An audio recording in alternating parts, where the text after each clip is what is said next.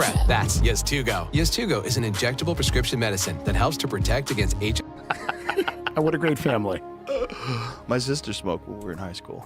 I was always like, God, why are you smoking? It's so stupid. Yeah. And then I had to do a play once with Adam Ferrara and a couple other people, and I was supposed to play this something that a bunch of comics wrote, like a funny little sketch thing. And I was supposed to play this like tortured liberal arts student, and I was like smoking cigarettes. So they wanted me to smoke cigarettes while I was doing it. So I smoked like 15 fucking cigarettes while we were doing it, and I threw up. I had a fucking horrible headache. I was like, oh my God, I'm so high. Wow. I'm like, my arms don't move right. If you've never smoked cigarettes at all and you just smoked 15 in a row during... Were you like an athlete too? Oh, yeah. Oh, so that totally fucked you up. Oh, completely fucked me up. Yeah. No, the first time I had a cigarette, it's so terrible, but I was like, this is great. My body responded. I don't know how, like what you had is the very normal experience. Well, it was just too much. One cigarette I actually liked. I was like, ooh, what a head rush. This is kind of cool. I go, now I kind of get it. I get why you guys like this. Interesting. But we were doing this thing and I had to always be smoking. So we had to rehearse. We were doing it all day and I wanted to try to like feel normal with a cigarette in my hand. So I kept smoking them and then I liked them. So I kept smoking them. Yeah, it's a tough thing because the thing about, and I've been sober 15 years from alcohol and drugs, and I look at people that are really drunk, it doesn't look appealing. It doesn't look good. But when you see somebody with a cigarette, it always looks good. It looks like, It always looks good. You never say to yourself, like, that person's going to lose, now you'll get sick and die, but you never go, they're going to lose control of their life.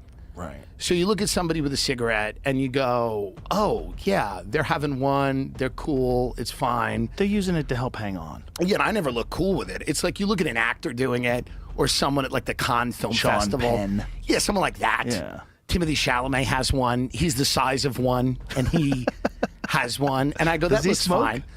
Probably in France or something. You know what I mean? They all do shit like that. So you'll see that and you go, should get a cigarette holder to go with your sunglasses. Yeah, one of those just Hunter cigarette. Thompson cigarette holders. yeah, That's your next move. I just One of got them a- long stems with the cigarette at the end of it. like 1920s. Yeah, like old-timey. 1920s and Yeah. no, it's the worst thing because the smell is terrible. Right. And it destroys your clothes and Yeah. it's very bad for your health, obviously. Yeah. But it is one of those things that it's just such a good product. What other product could they tell you it kills you and we're raising the price every year? How about in England where they smoke like crazy? You have actual cancer on the fucking cartons. That when you buy them, when I was in London and you bought one, there was a dead baby on one photo of them. of They them. were like low birth weight. Yeah. And I was like, this is terrible. And no one cares. They smoke more over there than anywhere. They smoke more over there. They don't eat the way we eat. Like they don't understand the way we eat. Gluttony. They don't get it. There's something called Toby Carvery, like where you can just ladle on Sunday roast and Yorkshire pudding and stuff. But for the most part, the portions are smaller and people are more behaved in that sense. But they drink more and they smoke. This is it. European World Cup fans losing their minds over Taco Bell ranch and unlimited refills. Yeah. Oh, yeah. Because they get sick. When they come here, they get sick because there's chemicals in our food. Somebody was telling me they went to Buc-ee's and there was the soccer teams were at Buc-ee's for the first time and they just fucking couldn't believe it. Of course. Imagine that's one of the first experiences you have in America. You walk into a Buc-ee's. Yeah. And you're from Czechoslovakia or some shit. It's one of the most American places, as you've said, that exists. You have this gas station, but it's also like a weird theme park of food and all kinds of other shit that you could need. Yeah, this guy, dude, LMAO this is a gas station. Yeah. Well, do you see how big they are? Yeah. The first 24 million views. That's hilarious. No, it's completely alien to their culture. Yeah. To have a place like that where you could go buy. The Costco's are alien to them. The idea that you could buy mayonnaise in a bucket or jars and things that you would keep like it's all, they all think we're preppers. Because if you go to like a big grocery store chain, you're buying food for a long period of time. They don't do that there. They buy stuff for like the week. They have small refrigerators. Yeah, small refrigerators, couple of days. They don't have refrigerators like we have, but also they don't have the same amount of preservatives in their food, which is why it's not poison. Right.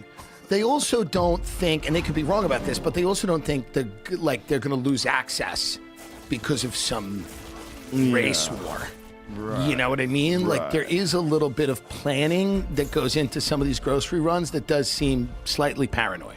Oh yeah. Well, Yeah. the news media over here ramps Yeah. you up. Oh, yeah. And you Yeah. start thinking about stockpiling gold. Oh yeah, yeah. Listen, Well, when I it's- lived in LA, when my kids were young, I had an apocalypse truck built. right, That Toyota Land Cruiser I got, I need a bug out truck. Like a truck where I could store a lot of shit in it and it could literally drive over a mountain. That's what I need. I need a car that's not just a road car. Right. I need a car that occasionally shit might go sideways and you got to get the fuck out of here and you got to drive through the desert. wow. And and I've left LA multiple times to make that drive. Not in an apocalypse car, but because of fires, because of yeah. riots. Like sometimes you just Fires. got to get out of Dodge.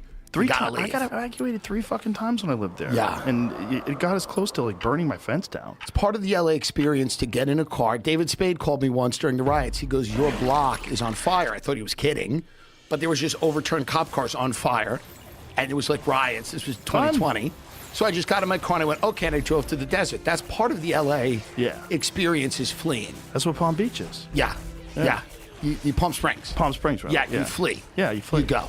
I mean, Palm Springs makes no sense. It's hot as fuck. There's no water. Well, All you know these why people it are there started? with money. It started because when Paramount Pictures was doing edits, if you were in a movie, you had to be within 200 miles of until the movie was finished editing. It was in your contract. Palm Springs is like exactly 200 miles from LA. Oh, That's interesting. why. Yeah, that's why they started. Hollywood, they were like, we own you. You can't go anywhere until the film is edited. So if you want to go on a vacation, you have to go there. You know what's interesting is like Pasadena was where all the like producers lived. Yeah. There's beautiful houses in Pasadena, man. Mid-century modern, beautiful. Yeah, incredible places like estates that just seem completely out of place. Totally beautiful. Like and from another time. From another time. Yeah. Well, that's the thing in LA now. You get the vibe that your Santino made a brilliant point. He's like, it's not Hollywood, it's Hollywood the sequel. Like, you're not living in the thing anymore. You're living in whatever the second version of the thing is. Right. The second of the thing is, the second version is TikToker. Yeah, whatever it is. Yeah. It's not what it was, and every place seems a little bit like a museum or like it was cool 20 years ago or 15 years ago. You know, Somebody recently said this, and it's perfect. They said LA is slowly becoming Detroit. interesting. Yeah. The only thing that might save it is the weather. The weather will help, Right. but the industry dried up. Right. So the big industry in Hollywood, regardless of whether or not it's the biggest economic industry, the biggest industry in terms of like cultural value and Totally. like getting people to move there was always show business. Yep. And they barely make movies anymore. They overtaxed and overregulated their biggest industry to other states and other countries. Yeah. And most people are making things all over the world, and very few things. I think at one time it was like 80 to 90%. Now it's 25, 30% shot in LA. Wow. It's a big difference. That's a giant difference. a big difference. That arrogance of like, this is the best place in the world, everyone's going to come here no matter what. Right. That's the Gavin Newsom attitude whenever he Right. defends California. Right. Talks about how great the GDP is. We're the fifth largest economic. Yeah. He starts rattling off all these wonderful statistics. And this is like, instead of acknowledging, we've got fucking real problems. People are moving for the first time ever more than they're coming here. Right. We're losing all these giant corporations that are leaving. Instead of that, it's just this, we're the shit. No one's, Yeah. doesn't matter. I'm very big on California. I'm bullish on California. Right. It's always going to be amazing here. Well, it's Like, what just- every empire said until they fell. Yeah. Right? Like, Yeah. we are the thing. But people don't want to ever believe that things can fall. It's so weird. We'll walk right through the Coliseum and go, well, this can never happen again. Right.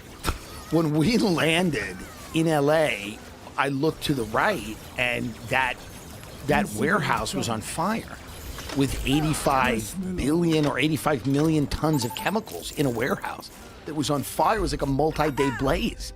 And you're landing, and you're looking out the window, and you're just seeing the warehouse on fire, and then there was a car fire on the 405. Like, I sold my house, I have an apartment there now, but like, as I was going to my apartment, there was a car on fire, and as I was landing, the warehouse was on fire. And you start thinking to yourself, somebody doesn't want us here. Like, somebody wants us out. Like, it almost feels like we're being evicted by nature.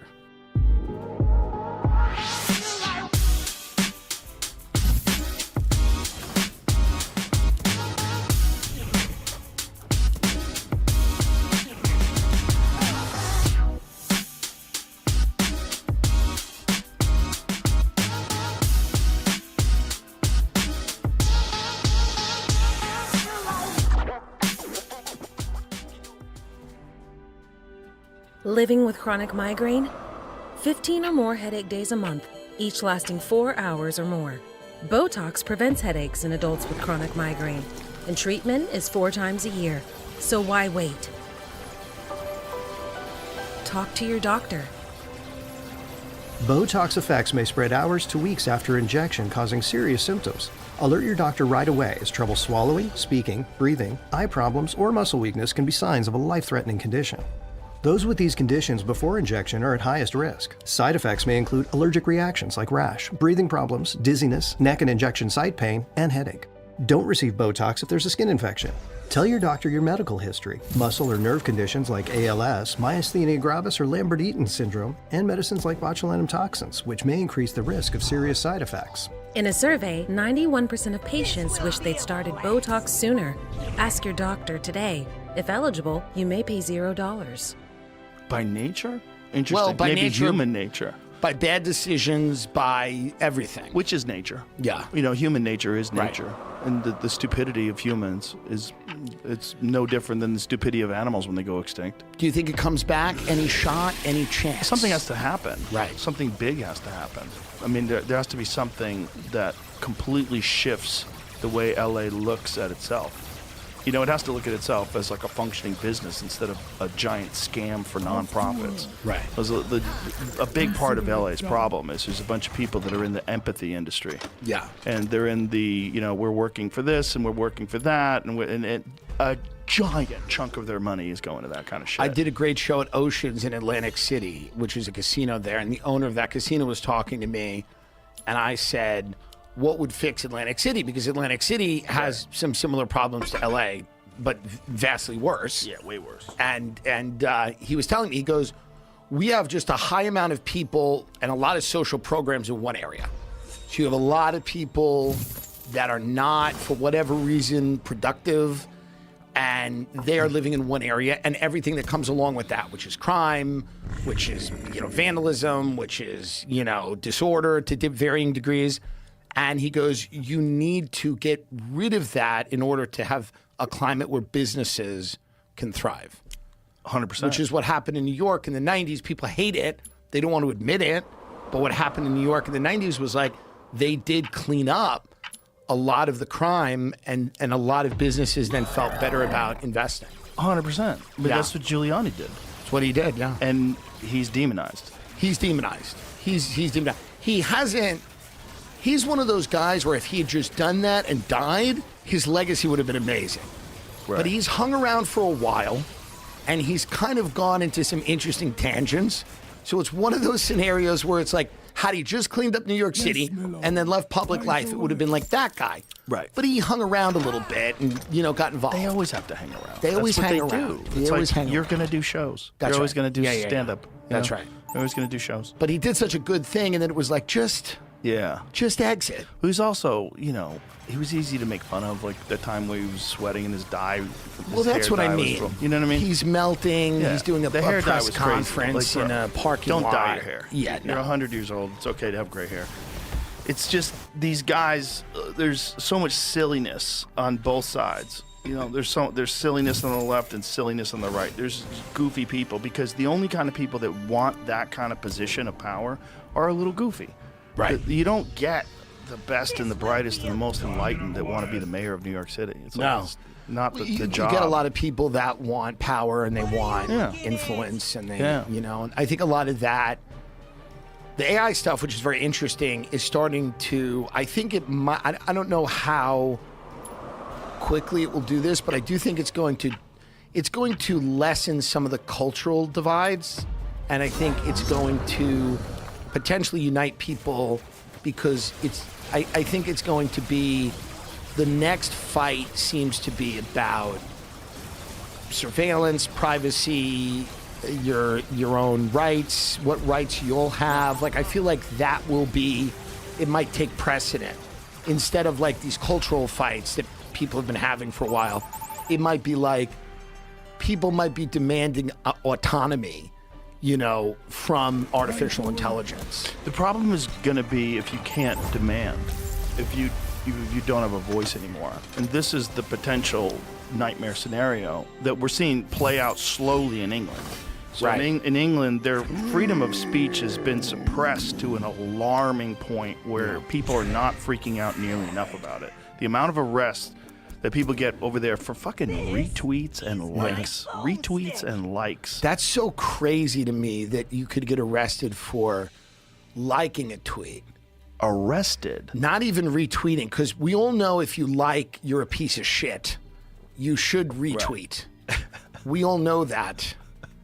Retweet it. Right. So, and if you're going to go to jail, you might as well retweet it anyway. If you're going to get locked up, What if you just get extra retweet years it. for a retweet versus a like? I'm sure. Your Honor, my client just liked this. They were confused. They hit a button. So as soon as you have people that feel like the reality of the world they live in is not being represented, and they're not allowed to complain about it online, because if they complain about it online, they get arrested. Right. So right now it's for immigration primarily. This is the big Right. one. But that could change. That could change. Well, it does seem to be that they feel that there was a decision made by somebody that the public can only discuss issues in a very rigid way. They can only offer their if not everyone who's talking about immigration is doing it in the most articulate way, but it's their right to do it. It's their country. They should be able to say, I'm worried about increased levels of immigration, and they should be able to say that in an ineloquent way, right? Right. So what they're doing now is they're policing certain words and I think certain ways of speaking, and they're calling a lot of things an incitement to violence. Now, some things clearly are an incitement to violence, but the internet, people speak in a colorful way. People talk using irony. Some people are trying to be funny. Some people are. So I think the way that they're doing it over there is they're basically looking at these statements and going, this person is inciting violence and threatening the public good by what they're saying. Right. And then there's also people were getting arrested for saying that they were rape gangs. And there were. And there were. There were. And so this new report, who released this new report that said 250,000 people? It says UK scraps police probes of legal social media posts after review says response went too far. So this is April 1st, 2026. But I just saw a thing about a guy getting arrested like a few days ago. And we have rape gangs here, but ours are more successful. I think that's a legal social media posts is weird. So legal social media posts. Right. Their law is different than our law. They don't have freedom of speech over there. So Right. incitement to violence is a violation of their law. Right. So when it says legal, it could just be they went too far for things like cartoons or something like that. That's Right. not clearly not an incitement to violence. But would it find out, Jamie, what that report was about the rape gangs? I was just there for 21 days. I was in London. I went to Paris for a couple of days, but I was in London primarily for 21 days. And you talk to different groups of people, and London's a global city. It's a cosmopolitan city. It's like New York. And, I think one of the things that, they're used to diversity there. And so they're not full on panicked about different types of people coming in. But there is undeniably a real problem outside of London, also in London, but outside of London, because a lot of the economy is stagnated. So you're bringing people in, it's not clear immediately what jobs they'll do. And a lot of their cultures vary greatly from the English culture in a meaningful way. And that could be the rights of women, that could be the rights of gay people, that could be the opinions about freedom of speech, that could be freedom of religion, whatever it is. There is a cultural tension there between, immigrants, migrants coming in, and the very established society that's been around for a very long time. This episode is brought to you by the Farmer's Dog. Here's a fun fact. Research shows that dogs who maintain a healthy weight can live up to 2 Like we were talking right before the show. Yeah. Is it about Dearborn? Is that where it is? Dearborn, Michigan, yeah. So we're a bunch of really progressive people, thought it's amazing. Sure. Bring everyone in. Bring everyone in. Everyone's welcome. And so they got enough Muslim people in there where they could vote in a mayor. And then this guy says, no more pride flags. No more pride flags. Yeah. Yeah. And they're inching towards what they would like. Yes. Which is Sharia law. If you ask For sure. most people who live in these Islamic countries. Now, again, if you're asking them, they're probably under duress. They're probably terrified of saying the wrong thing. Right. So you've got to factor that in. But at least a percentage of them think Sharia law would be a great idea. I think there's certainly I mean, and this was covered up too. A lot of the grooming gang scandal there. Yeah, so we're looking at it right now. It says this is on National Review, the UK's horrific rape gangs. So but there was, is this the rape gang inquiry report, right? So who put this report out? Members of Parliament and Restore Britain party leader Rupert Lowe. And so the investigators had limited powers, such as inability to compel witnesses or require sort of document production that could corroborate some of the most heinous victims. Viewed with those limitations in mind, the independent report is a damning collection of victim testimonies that vividly portray the sexual terrorism that occurred nationwide for decades. Oh, Jesus Christ. Yeah, this is terrible. I mean, obviously. I mean, I think they said it was 250,000 girls. And this was covered up because the media didn't want to inflame anger against, population of migrants. Right. Most of whom I'm sure were innocent of this, obviously. Obviously. But it is something that, in a free society, everyone has the right to know if there are rape gangs in their country and who's operating them. But isn't that crazy that under the guise of progressiveness, you've enabled rape gangs? Well, 100%. It's crazy. But it's also incredibly, it's not shocking because the ends justify the means approach of politics seems to be what we're doing right now. Whereas basically, if the goal is to just eliminate whatever it's being called, like this patriarchal, white, male-dominated society, and if you want to get rid of that, and that's the end goal, a lot of people ignore what happens in the middle. Like, a lot of people aren't super concerned about whose rights are being respected in that process, because their end goal really is to kind of decrease the power of people they disagree with. So I mean, it's like, it's hard to look at this and not see a design, and I don't quite know exactly where the design comes from, but it's odd that this is all happenstance because everybody knows it's happening and people are afraid to talk about it. So I would imagine that at some point, for example, like countries like Ireland right now that are having lots of issues over this, it's, they're part of the EU. And the EU would set migration policy for Ireland. So the EU is a supranational organization that would basically say, here's how many migrants you have to admit, here's your carbon emission standards, here's your, monetary policy, whatever it is. And Ireland is kind of in that sense, they feel like they're losing their sovereignty. They're losing their ability to chart the course of their own country to a supranational organization that primarily seems concerned with the economics, because if you bring in more migrants, you can artificially grow the economy, which is what they're doing. A lot of people in Europe are not having children. So a lot of these economies are run by people that are not really too concerned about the cultural landscape of bringing migrants in. They're looking more about how do we grow this economy? How do we get cheap help and how do we get workers? And a lot of it is you're getting third world migrants. Some of it's genuine refugees for sure, but a lot of it's economic migration. People are coming for better life. Hard to blame them. But do the people that live in those countries get to have a better life? That's the question. If you lived in Ireland, do you get to have a better life? Do your economic prospects get to grow? Do your children get to own property? Do they get to have health insurance and a job and things like that?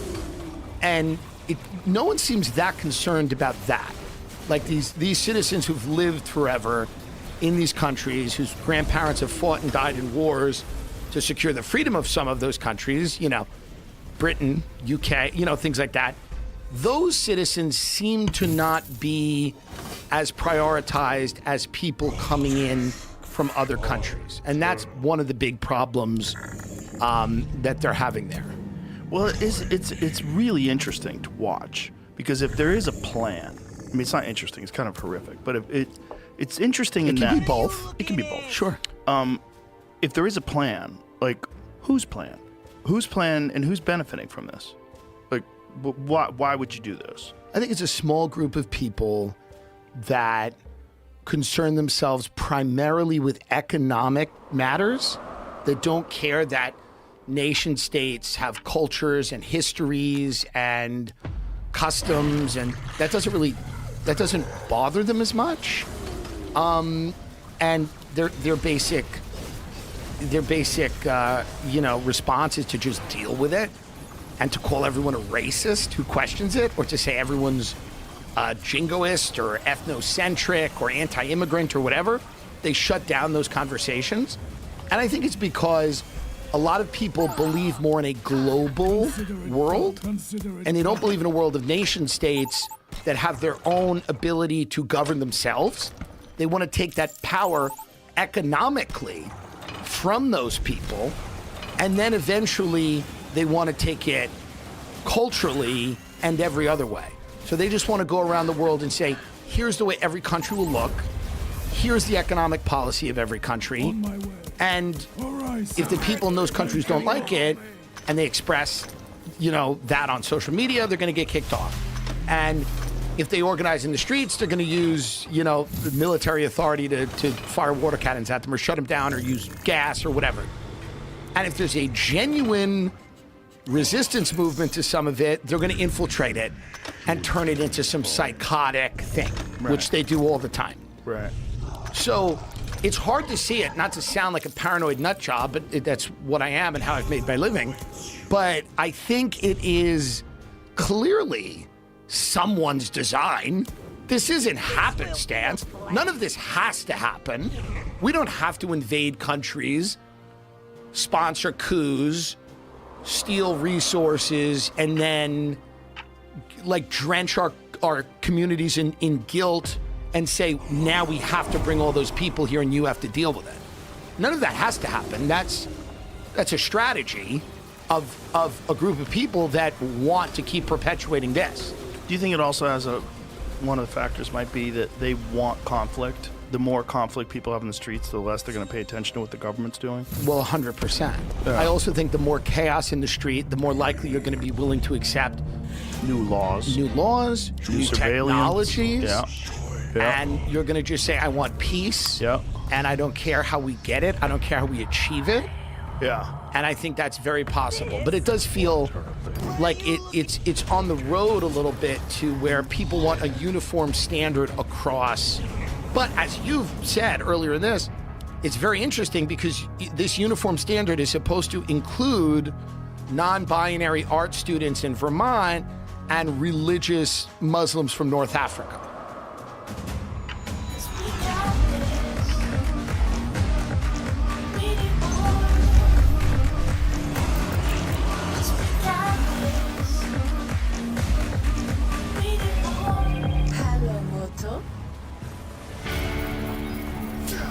Evo's coming. That is all I care about. It's Evo, it's the Super Bowl of fighting games. If I win Vegas, there's no one that I can't beat. The competition would do anything to beat me.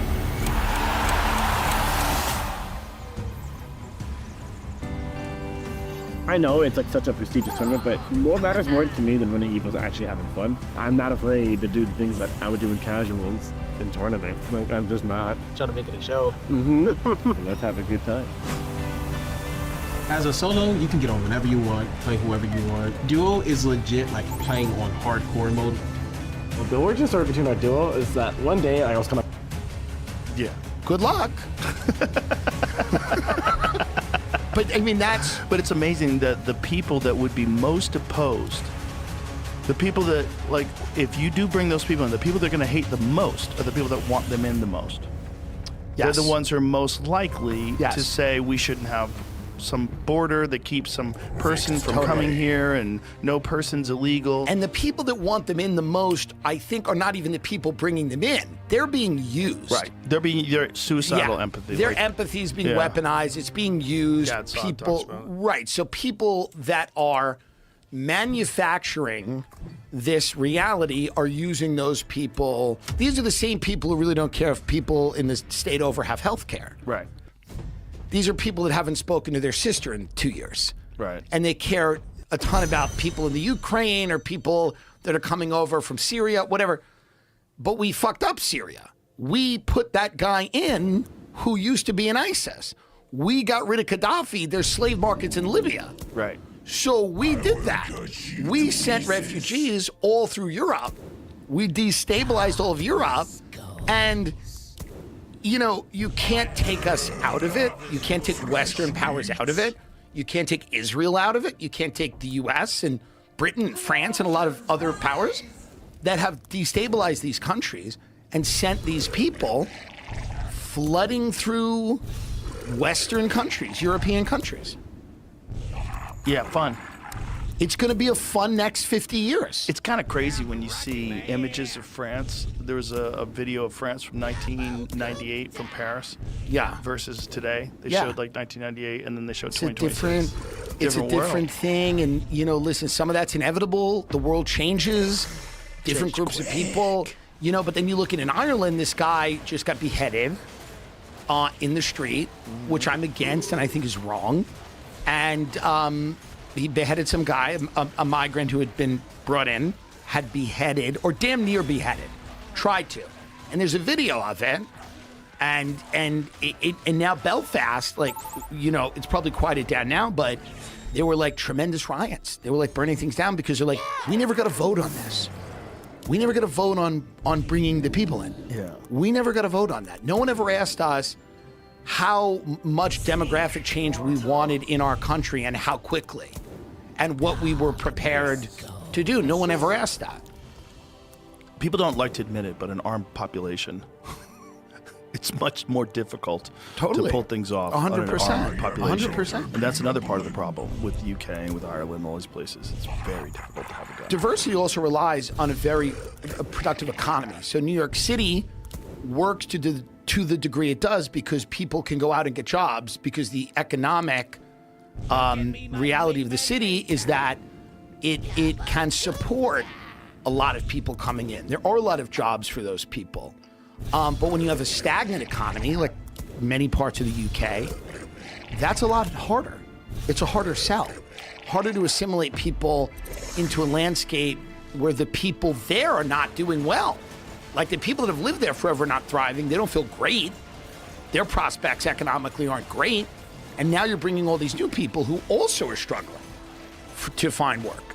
So that's part of the problem. Do you think that this is being done with a strategy knowing that AI is about to completely disrupt society? Yes.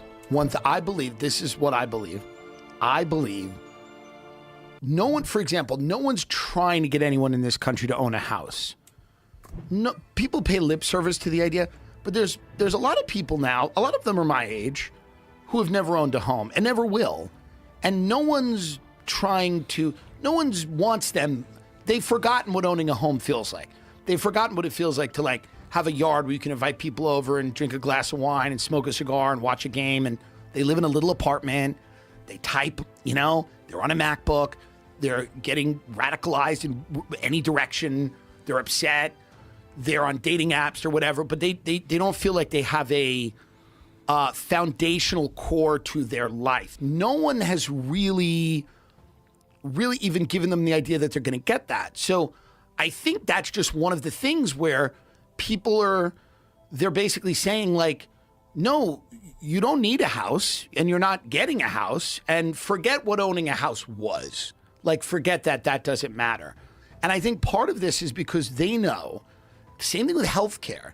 There's no real movement to give anyone healthcare in this country. And if it is, it gets shut down immediately. So on the positive side, you might go, well, they know that AI is coming and that AI is going to do a lot of stuff with health, and it's going to help extend lifespans. But also on the negative side, they go, AI is going to disrupt the economy to a point where, like, we're not going to have people owning homes and cars and things like that. We're going to have a lot of people without a steady income, or they don't really know what to do. We're going to have a lot of wealth that's existed, a lot of capital, and we're going to have tremendous inequality. We're going to have a lot of joblessness. So for sure, I think that they're preparing for that. I mean, there's no way you can look at the landscape, because they're selling the country off for parts. And this is both parties, and this is like, they're selling it off for parts. So, I mean, obviously, something's coming. Something's coming for sure. And I don't know when it is, and I'm sure the AI thing's overblown to an extent. And I think so much of our GDP depends on it that a lot of these companies are lying. But Anthropic's a creepy, these are creepy companies, you know? I mean, they're just creepy. Well, the amount of power Yeah. that tech companies have in general Totally. is unprecedented. There's never been corporations. I mean, unless you go back to like the East India Corporation that, you know, you go back Yeah, in the day right. where they had like an enormous army. Right. You know? Totally. And they took over India and Yeah. Pakistan. But if you look at what they're doing, it's very different than that. You know, other than the army part, what they have is robot armies. And then they have AI, which Elon just recently said is going to be like 1,000,000 times smarter than the smartest human that's ever lived. Right. Like, this is the goal. The goal is to create literally a digital god. And it's going to be controlled by not us, not the collective human race. It's going to be controlled by a select few group of people. And that's weird. Like, and we're just trusting them. Well, that's why you're not getting a vote on immigration levels, or you're not going to get a vote on, you know, like, Yeah. I think the reality is that eventually they're going to go, do you want safe streets? Do you want food? Do you want a little bit of money? You got to Yeah. do X, Y, and Z. You got to believe X, Y, and Z. Yeah. And I mean, that seems to be coming. And it seems like if you put people in a corner, you get them scared, they'll... You can get anything you want on the internet.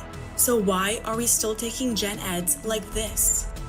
At Sophia Learning, we have a solution.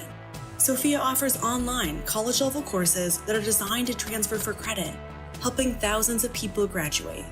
Use Sophia and get ahead.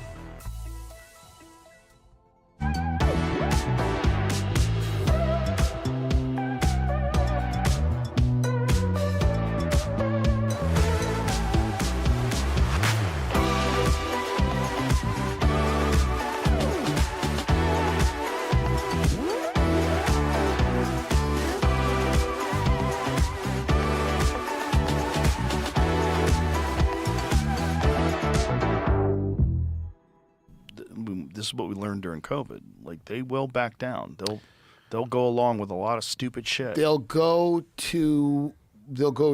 to find comfort, and they will listen to people that they deem to be worthy. Yeah. You know? They'll trust the government, which is wild. The left is the people that trust the government. Well, now. you have all these studies that come out. You know, this is the thing that I love London, and the people there are great, and they're fun people and everything like that. But they have because they get healthcare. They get a little more from their government than we do. There's more trust in their government than we have in our government. And there's positives to that and there's negatives. But they're a society of rules and customs and order. And it is a bit different. So I think they are more likely to go along with the grand plan of the government more so than the United States, where we really do question more what's happening than people in Europe or the UK overall.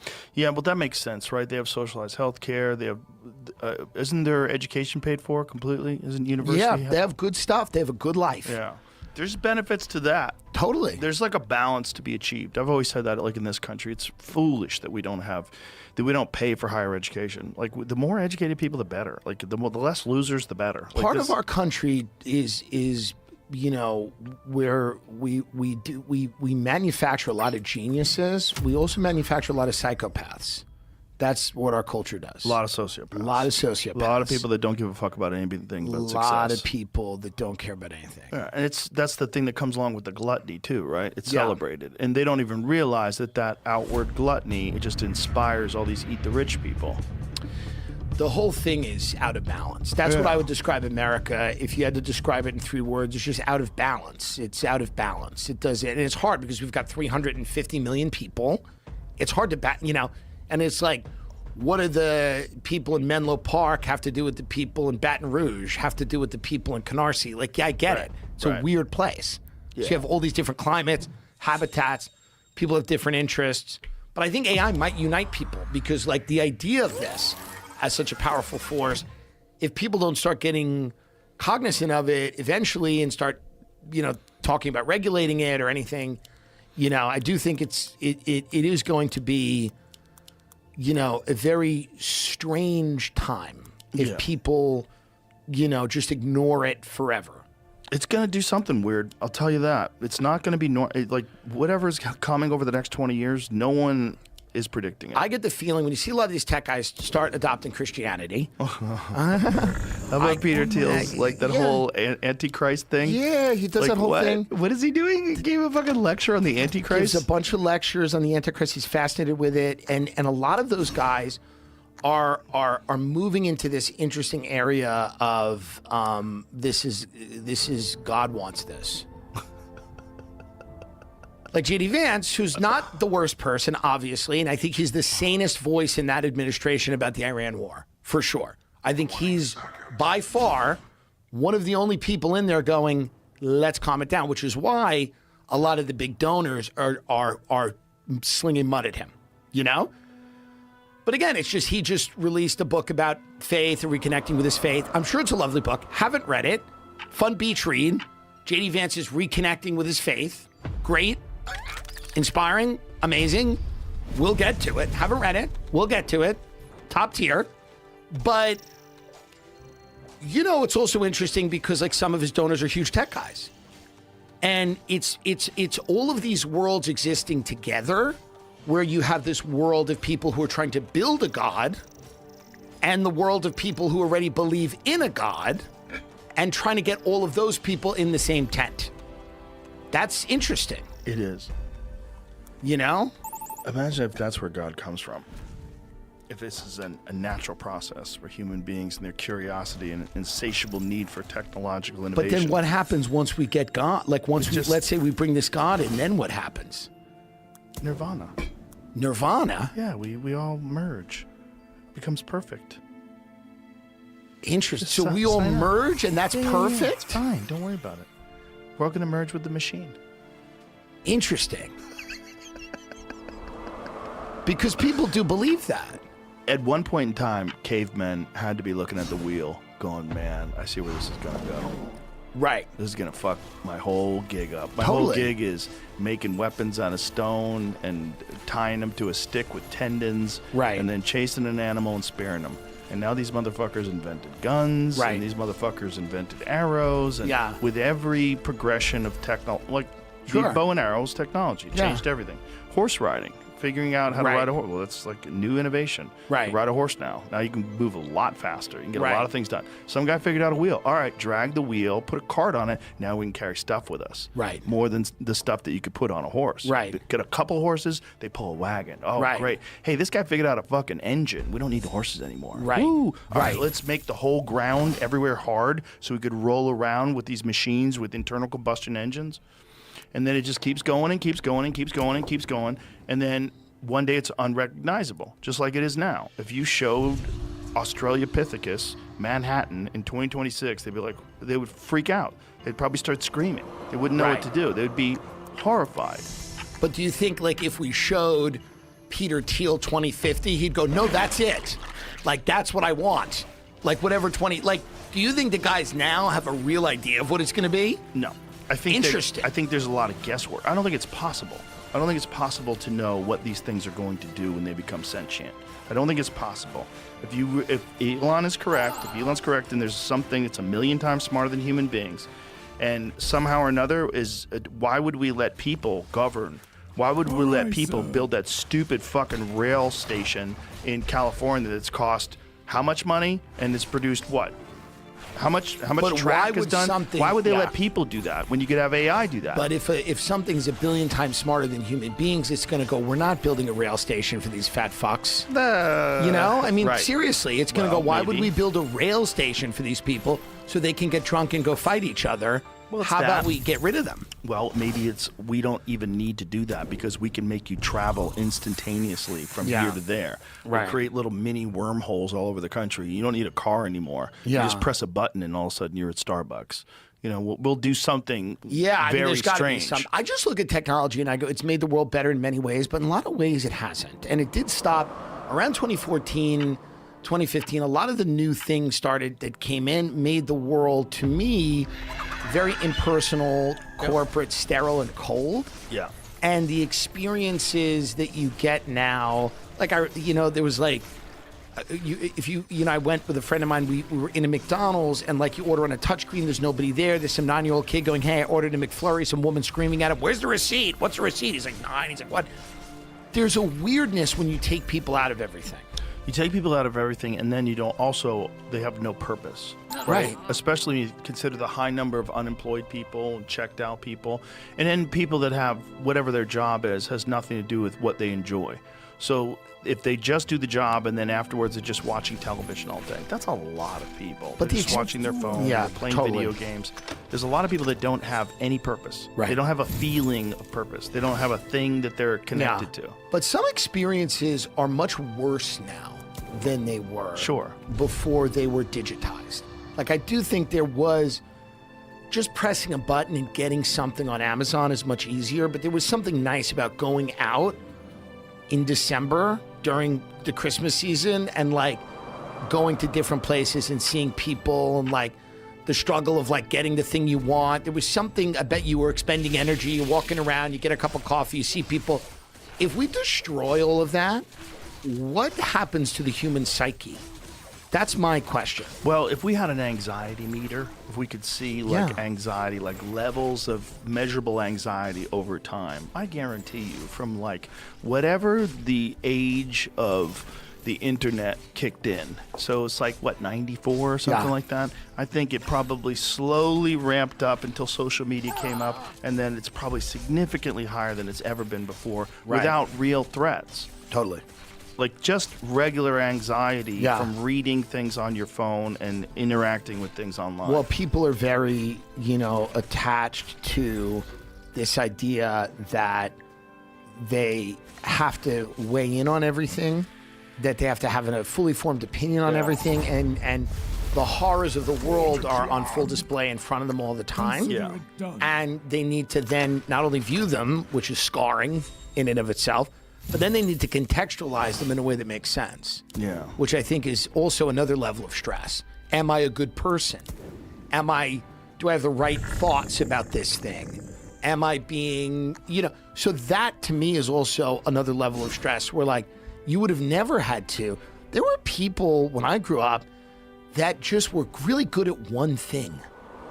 And they didn't need to have an opinion on something that was happening, world away, because they didn't have the knowledge.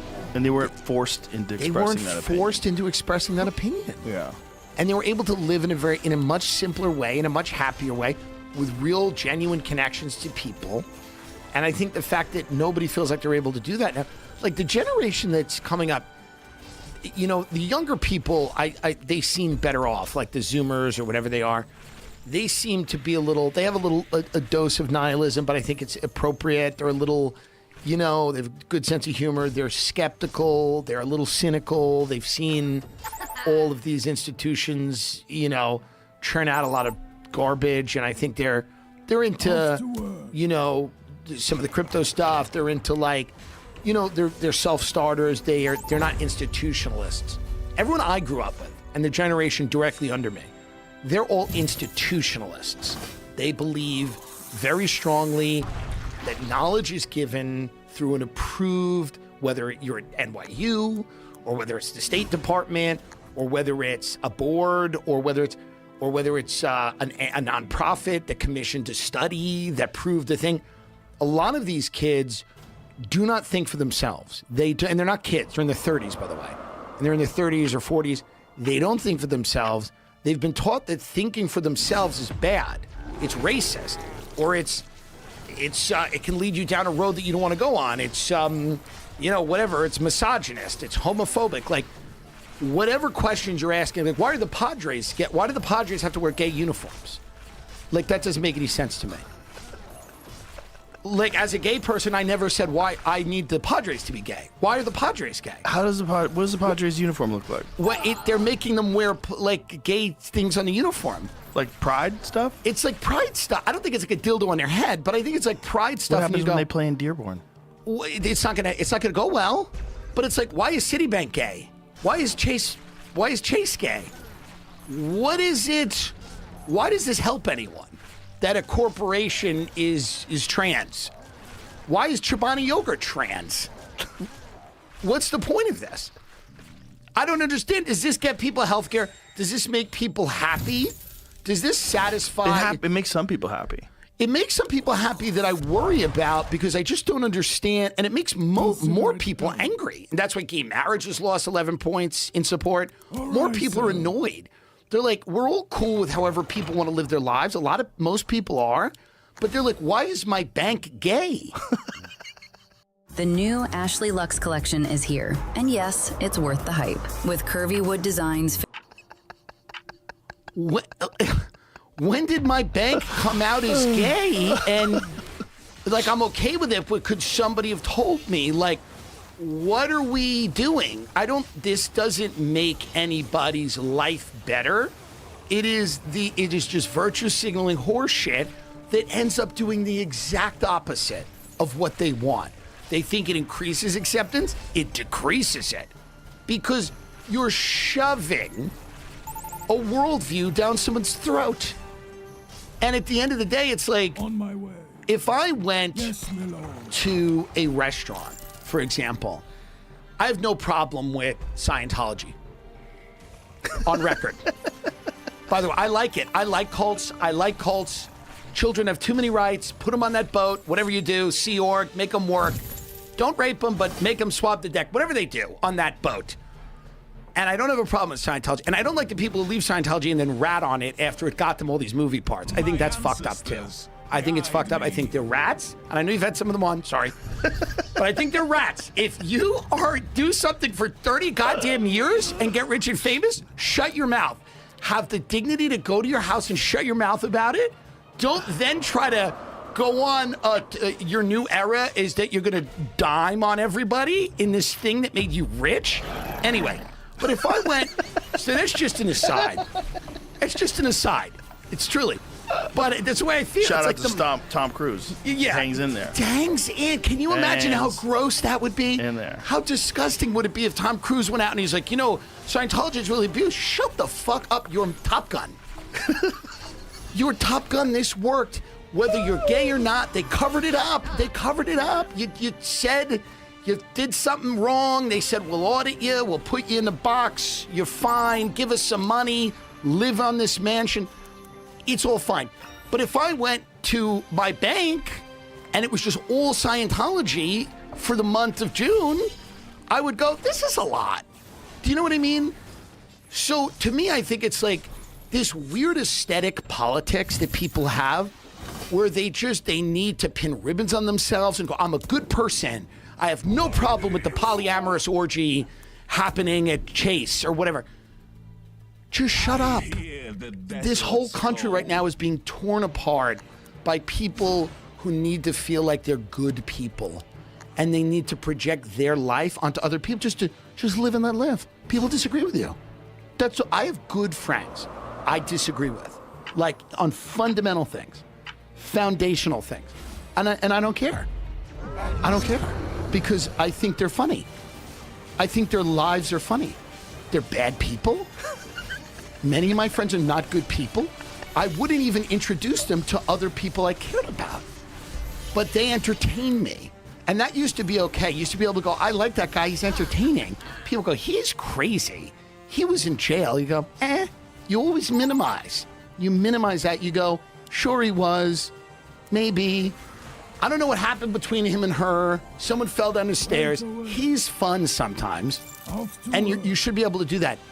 Not everyone's going to agree with you. Not everyone's going to agree with you. It's okay. Life is too short. No, that you want that. You don't want everybody to agree with you. No. You want to live in a world of texture. Yes. Yeah, you want to live in a world. You want to have the Joey Diaz's of the world. Totally. You want to have some wild people out there. They're fun. And the problem with the generation under me is they're all very like this, and they all went to the same liberal arts schools that have taught them like this orderly way of processing information, and they're all afraid to say things. They say them in a very the rape gang. They're gangs that are raping. Well, that's bad, but there's a lot of, I don't know what's been proven, and there's a lot of racism. They're so afraid of having an independent thought because they've been programmed their entire lives. They don't realize it. They've been programmed their entire lives to believe a certain set of things, and their self-worth depends on those things mattering. Yeah. The school you went to, the internship you got, the corporation whose dick you have to suck, sometimes literally, to stay in it. That is where they derive their self-worth from. So their entire world crumbles if you challenge any of their ideas. This episode is brought to you by Visible. How many of you are currently listening to this podcast on your phone? If you are chronically online, like most of us are these days, your wireless network should be too. With Visible, you get unlimited 5G and unlimited hotspot, all powered by Verizon's 5G network. The perks of big wireless for half the cost. Visible isn't just a wireless plan. It's unlimited wireless designed to keep you connected and no contract holding you back. Switch today at Visible.com. Plans start at just $25 a month. Or get our premium Visible Plus Pro plan and save $10 on your first month when you use promo code Rogan. An exclusive offer for podcast listeners. Yeah, and it's very confusing for young people, because the whole thing acts like a religion. It acts like a cult, and you have to kind of go along with every aspect of it, or you'll be excommunicated. Yeah. You'll be kicked out, just like you get kicked out of Scientology. You get kicked out, and if your life is, and it's sterile, and it's corporate, and it's boring, and that to me is one of my biggest problems with a lot of people that I speak to is that they seem genuinely afraid to use their mind for more than what the allotted functions are. You mean afraid to express themselves? Yeah. They're Well, afraid to a lot even of that. entertain thoughts in their own head. They want to avoid the punishment. Yeah. It's scary punishment. Have you seen this new Army Hammer movie that is out now? No, but some vigilante movie. He's great. Fan of him. Big fan of him. Think he's great. Love everything he's doing. And I like it. I like that you can't get canceled. People come right back. Well, I don't know if he's necessarily coming back. I mean, if this movie's going to bring him back, I should say. I mean, what did he say? I mean, he said he wanted to eat girls? He was texting them. He wants to eat them? I wanted to eat a couple of people. Is that a problem? But is it real? Is it just crazy talk? Even if it was, is it consensual or not? I mean, is it just saying wild things? What is it? Listen, what is it? His fantasy was that he wanted to be a cannibal. That was his fantasy. That was his kink. Now it was fake, but if he was in a situation where it could have been real, yeah, he would have tried a heart. If Army Hammer had the money to arrange this, and some people in our country do, if he had the money to arrange it, he's trying to hide. 1,000%. And by the way, doesn't make me hate him. Doesn't make me hate him as long as the person was dead already. I'm against it. I would never do it. But if you told me, this is how open I am to different people. If you told me Army Hammer, somebody died and there was a heart, and Army Hammer tried a little bit of the heart, I'd go, hey, fine, live and let live. Do you know the story of General Butt Naked? No. General Butt Naked is a guy in Liberia. So Liberia is a part of Africa. I don't want to fuck this up, so let's check on this. I think what happened in Liberia is they released a bunch of slaves from the United States and sent them to Liberia, like after slavery was abolished. Right. And I think Liberia has had a series of civil wars, like really crazy, brutal ones. And in one of them, there was this guy named General Butt Naked, and Vice covered this guy. They interviewed him, and essentially now he's a priest. He's a preacher, and he gave his love to Jesus Christ, and now he's saved. But back then, well, good for him. He would talk about how he would go into war completely naked, and then they would kidnap children of the opposing army and cut their heart out and eat it for protection.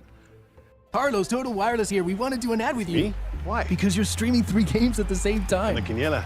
Good thing I have Total Wireless. If anyone puts Total to the test, that's you.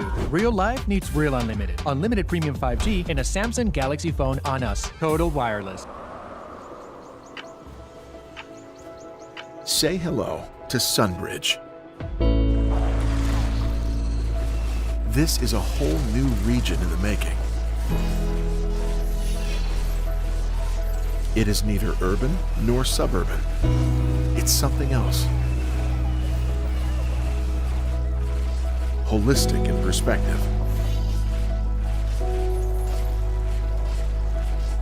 Regional in scale. Generational in importance. Deeply connected to big Florida nature, and yet so close to metropolitan Orlando. What's coming to life here is more than just beautiful new homes. It's also workplaces, eateries, parks and pools, shops and schools. We're doing things differently here. It's why we're being bold with what we are making and what we are keeping. Building with the future in mind. Creating something sustainable while protecting the land's natural heritage. Finding or losing yourself in nature isn't a luxury here. That's certainly an extreme way to do it. So he did that, yeah. But then he found Jesus, so it's okay. Well, it is certainly better, and that's, would the Mayans kind of do that, or was that human sacrifice? They did a lot of human sacrifice, along with the Aztecs. What happened with Liberia? Is that an accurate depiction? I don't want to fuck this up. So, Liberia was established in 1822 by the American Colonization Society as a refuge for formerly enslaved and freeborn black Africans to relocate to Africa. Yeah, there it is. Over several decades, roughly 16,000 freed slaves, known as Americo-Liberians, migrated there. While envisioned as a sanctuary, the nation later faced its own internal scandals regarding forced labor and human exploitation. Yeah. Interesting. See if you can find that General Butt Naked guy, though. This whole story's fucking crazy. Is this it? Okay. Jeez, yeah. Formed his own militia of several dozen fighters known as the Naked Base Commandos, or Butt Naked Brigade, most of whom were children as young as 9, operating under the Monrovia area with his unit. How do you say his name? Blahi? I'm not sure how to say his name. Became known as wearing only shoes and magic charms, and eventually adopted the nom de guerre General Butt Naked. His fighters followed his patterns of dress, which, in line with his distorted emulation of animist tradition, believed could make one immune to bullets. To fund his wartime activities and secure a steady supply of drugs for his fighters, Balahi allegedly traded locally mined diamonds and gold to Mexican drug cartels in exchange for guns and cocaine. Let's fucking go. He conscripted many of his fighters, and according to some accounts, laced the food he fed them with cocaine, along with showing them Jean-Claude Van Damme films, and explaining to them that killing people was a game in an effort to uproot the fear of death. He and his fighters perpetrated numerous atrocities, although the exact extent of the crimes they committed have been subject to dispute. Frequently discussed the alleged atrocities he perpetrated, which, according to Balahi, including murders, cannibalism, and human sacrifice. He has repeatedly estimated that the naked base commandos were ultimately responsible for 20,000 deaths, a claim which has come under criticism. Okay. Yeah.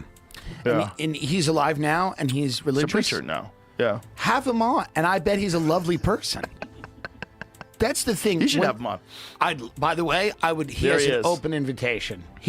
Open invitation. Look, he's got Jesus on his shirt. He's led a full life, and there's something about someone who has led a full life. This man has led a full life. There he is. He looks like Beetlejuice. General from Howard butt Stern. naked. Wow. Crazy. Imagine seeing a dude naked with his dong flopping, running at you with an AK-47 with kids' blood all over his face. I mean, that's disturbing. But I imagine that there are very rich people in our country seeing that and paying good money to see it. Well, one of the things that we were talking about with before the show started, yeah, we were out in the hallway. We were talking about how there's a giant chunk of the world that's fucked. Yeah, and what's coming into England, it's not unusual for other parts of the world. You know, if you go to Karachi, that's what life is chaos. Yeah, just chaos is making its way into these protected bubbles, and that's what's freaking people out. We live in a very privileged, even the poorest and the worst, which is obviously, it's not to minimize their struggles. But if you go to any of those third world countries, you're very aware of how privileged you are to live in a Western country. And it also makes a lot of sense why the people in those third world countries would want to leave them and go to other places for opportunity. And I think immigration's had a lot of positive impacts on America, and it's had a lot of positive impacts on Britain and other countries. And it's not the idea that immigration is all bad or all good. It's the idea that you have to do things a certain way because, societies are fragile. This is what we're learning. We're learning that societies are more fragile. When I grew up, that wasn't a common thought, that our society was very fragile. Right. We thought it was very strong. Right. We actually thought nothing could break us. And then you look at a couple of years of a pandemic, and most of the downtowns of the American cities don't look the same. Commerce has changed in a dramatic way. The Iran war proved that, militarily, our military is obviously brave men and women. They're amazing, but the changing nature of warfare has made military campaigns very difficult. It's hard to look at this Iran war as a victory. It's almost impossible unless you're completely dishonest. I don't think anyone is looking at it as a victory. So I think our vulnerability to... When it comes to natural gas providers, you have a choice. Make sure it doesn't leave a bad taste in your mouth. The best plan is one that's handpicked by you. Find a rate from Constellation today.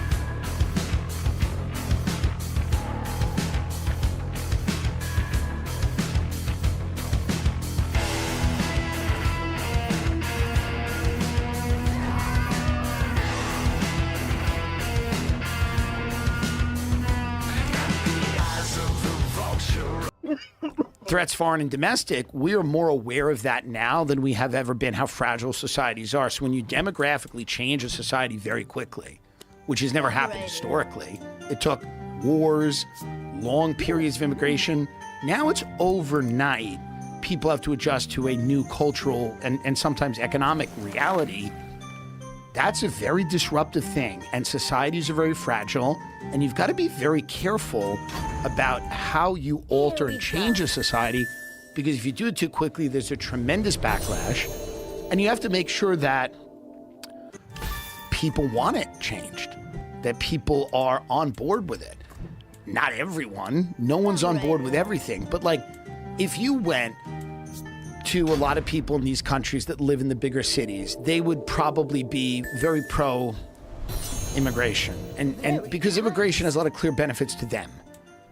They get food delivered all the time. They have access to a wide variety of goods and services that immigrants bring. A lot of them are awesome, a lot of great food, you know. So obviously, but again, if you went out into the suburbs and you went out into areas where the economies have stagnated, areas where maybe you've had scandals like this, grooming scandal and things like that. Sweden, whose crime rate has skyrocketed because you've brought in a lot of people from other places that are selling drugs, and not all of them, obviously, but like, if you look at that, and those people would have a much more negative view of it because they don't connect the benefits of it because they don't feel them in their life. Right. They were living pretty sweet. They were living good. Yeah. They were living pretty sweet. They were riding their fucking bicycles and eating herring. Pretty and safe out there. Pretty safe and doing what they wanted to do. And then, you know, you have this influx of people.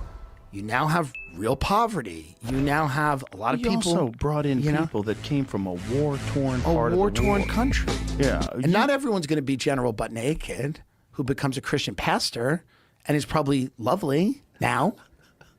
You probably see him in HEB. You're like, sweetheart. Ate a few people, children maybe, but now it's better.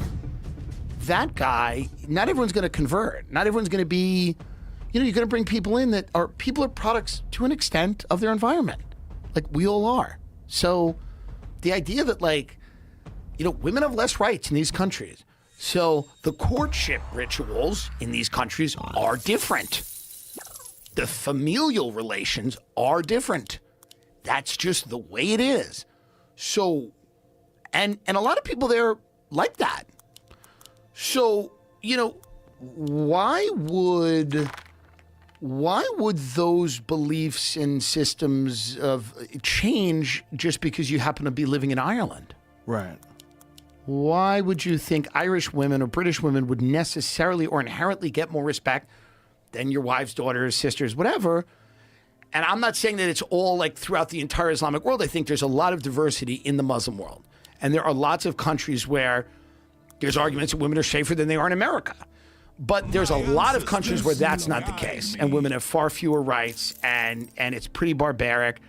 And I don't know why those attitudes would change when they are just in a different physical location. The spectacular bizarreness of it is that the really kind left-wing people who oppose toxic masculinity, right, oppose this sort of society that we're talking about, this male-dominated society. Like, you're inviting in something that literally has that as its doctrine. Well, they think it can be tamed. So here's the thing with those people. They love a challenge. This is the I can fix him version of it. And to an extent, cultural attitudes do change over time. People do assimilate to certain practices. That's not a completely ridiculous thing to think. But they really believe that once all of these people come to these countries and see how great it is to be a childless 40-year-old woman working in data entry at a large faceless corporation that's gay on Pride Month, the corporation goes gay, and when they see how happy she or he or they is living in a society where you don't own anything. You know what's interesting about family? I just spoke to a comedian who went on a world tour, and he was in India, and he was talking about how poor people in India don't live on the street, they live in slums, which it's better. It's better to live in slums than the street, because a lot of poor people are with their families, and they won't cast their family out. Fuel up, lock in, and ride out. You don't stop till that scoreboard reads victory.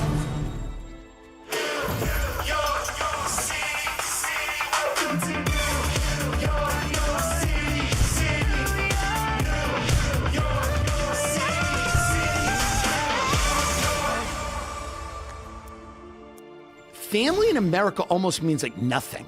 Like we've everything's such an individual pursuit that family means nothing.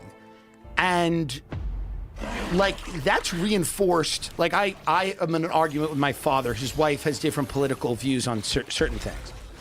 So we haven't spoken in a little bit. My cousin's getting married. And I have a therapist now that I've had for 6 months who I don't know if it's good or I don't know if you ever know if a therapist is good or not. And I told my therapist, you know, my dad and his wife are going to be there and I haven't spoken to them, but I love my cousin and I want to support her marriage and want to go. And my therapist goes, well, you don't have to go. So my therapist goes, if you feel like it's going to make you happy, go. So therapy in our country has become a way to kind of enable like sick people to just become selfish psychopaths. And family in America means almost nothing. And it is reinforced how little family means because like doctors will tell you, yeah, fuck it. It's your father. Who cares?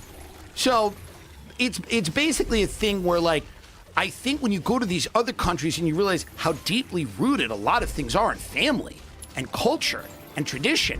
And then we come from a country where like almost very little is. I'm not saying people don't have great families here, but like, you know, America is about you. And it's not about, if you don't agree with your sister, fuck her. If your mother disagrees with you, block her. That's our country. And in other countries, that's unheard of. Like, that's unheard of. Like, it doesn't happen. And, you know, the comedian was explaining to me, like, in India, there's like a lot less of a drug problem in certain areas, and he was wondered why. And he goes, well, people don't want to do drugs to, like, disgrace their family, even poor people. Even poor people will be like, I don't want to be a drug addict because my family's going to think bad about that. Wow. Whereas here, there's people that'll shoot up in front of their parents. You know what I mean? Like, so it's just a different, culturally we've gotten to this point where people are having less children. Family means very little. So then what has replaced that? It's clearly the state and corporations. And ideology. And ideology. So they've replaced families and communities. Well, the ideology is your community because you're online most of the time. Yes. And a giant percentage of the interactions you have with people is on social media. So I think that, like, that world, we have a pretty secular world. What is that? That is so interesting. CBD. Interesting. Yeah. Interesting. I thought it was something that... No, it's a CBD vape. I thought it was somebody gave you something that's like you're good at, about to transcend or something. Oh, no. I thought you were like, it's DMT. Imagine. I'm bored with you. I'm going somewhere else for a few minutes. When's the last time you've done DMT? It's been a while. Interesting. Yeah. Should I do it? Should we all do it? Yeah. I'm going to have a cigarette. Are you thinking about it? I'm thinking about maybe doing it. A lot of people have asked me about it. It's recently. Seems that like it's in the Spirit news. Molecule thing years ago was an awesome documentary. You know this Andrew Gallimore guy? Do you know what he's doing?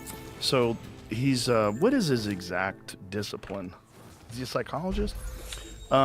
He's doing these things in a country where it's legal, where you fly there and you do a 5-hour DMT experience, like intravenous.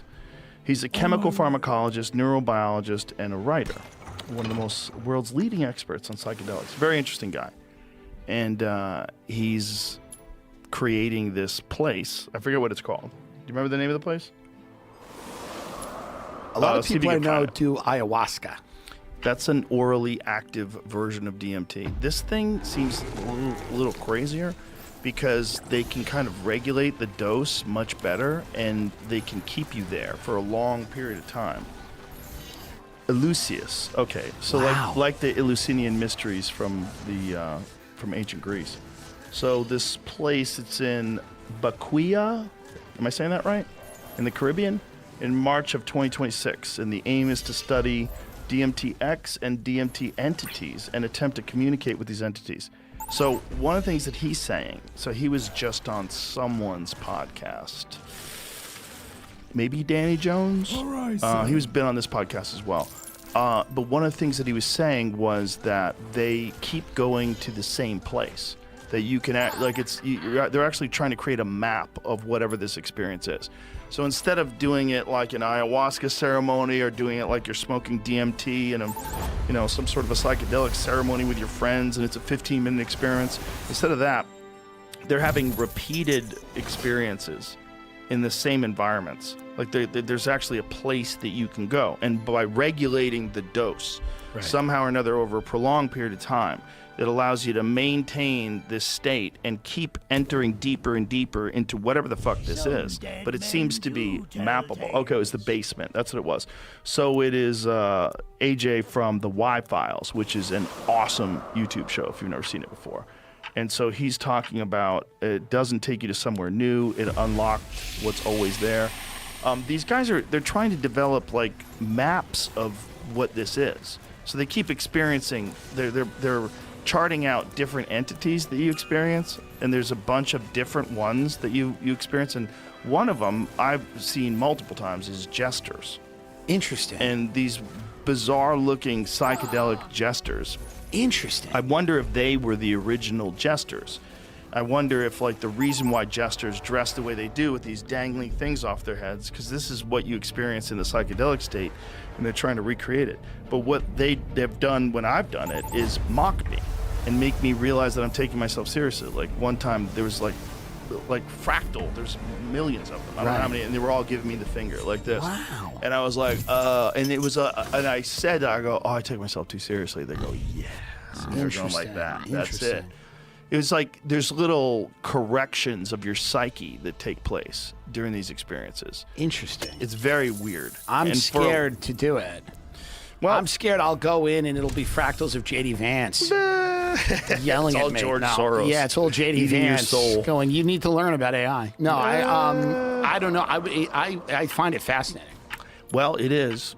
It's definitely fascinating. Chase Hughes is just on the podcast, and he did it somewhere in the United States where they did some 5-hour DMT experience. And he was, it's like, changes you. Whatever you are now is a totally different version of who you were before you had that experience. Interesting. Which is like life overall, over, day after day, month after month, week after week, year after year. You become a different thing. You're a different person than you used to be. Sure. But sometimes an experience like a psychedelic experience can make it abrupt. And then you instantaneously become a different person. It's so fascinating because we are having all these conversations about aliens and entities and demons and whatever. I think it's connected. Yes, yeah. I think what these psychedelic things allow you to do is experiencing things. You're experiencing things that are already there, that have been there all the time. You just lack the ability to see them. You're tuning into it pharmacologically. Like they're changing the chemistry of your brain. And it's not an alien chemical. That's the nutty part about it. DMT is produced by the human body. It's produced in the brain. It's produced in the liver. When in the lungs. The release is when you die? I don't know. Or maybe It's very poorly understood. There's been some work done on it. One of the big ones was Rick Strassman. He wrote a book called DMT, the Spirit Molecule. And he did this, it was really kind of brilliant. He had an FDA study that he got, this is all like government approved study on psychedelics under the guise he wants to find out how bad they are for you.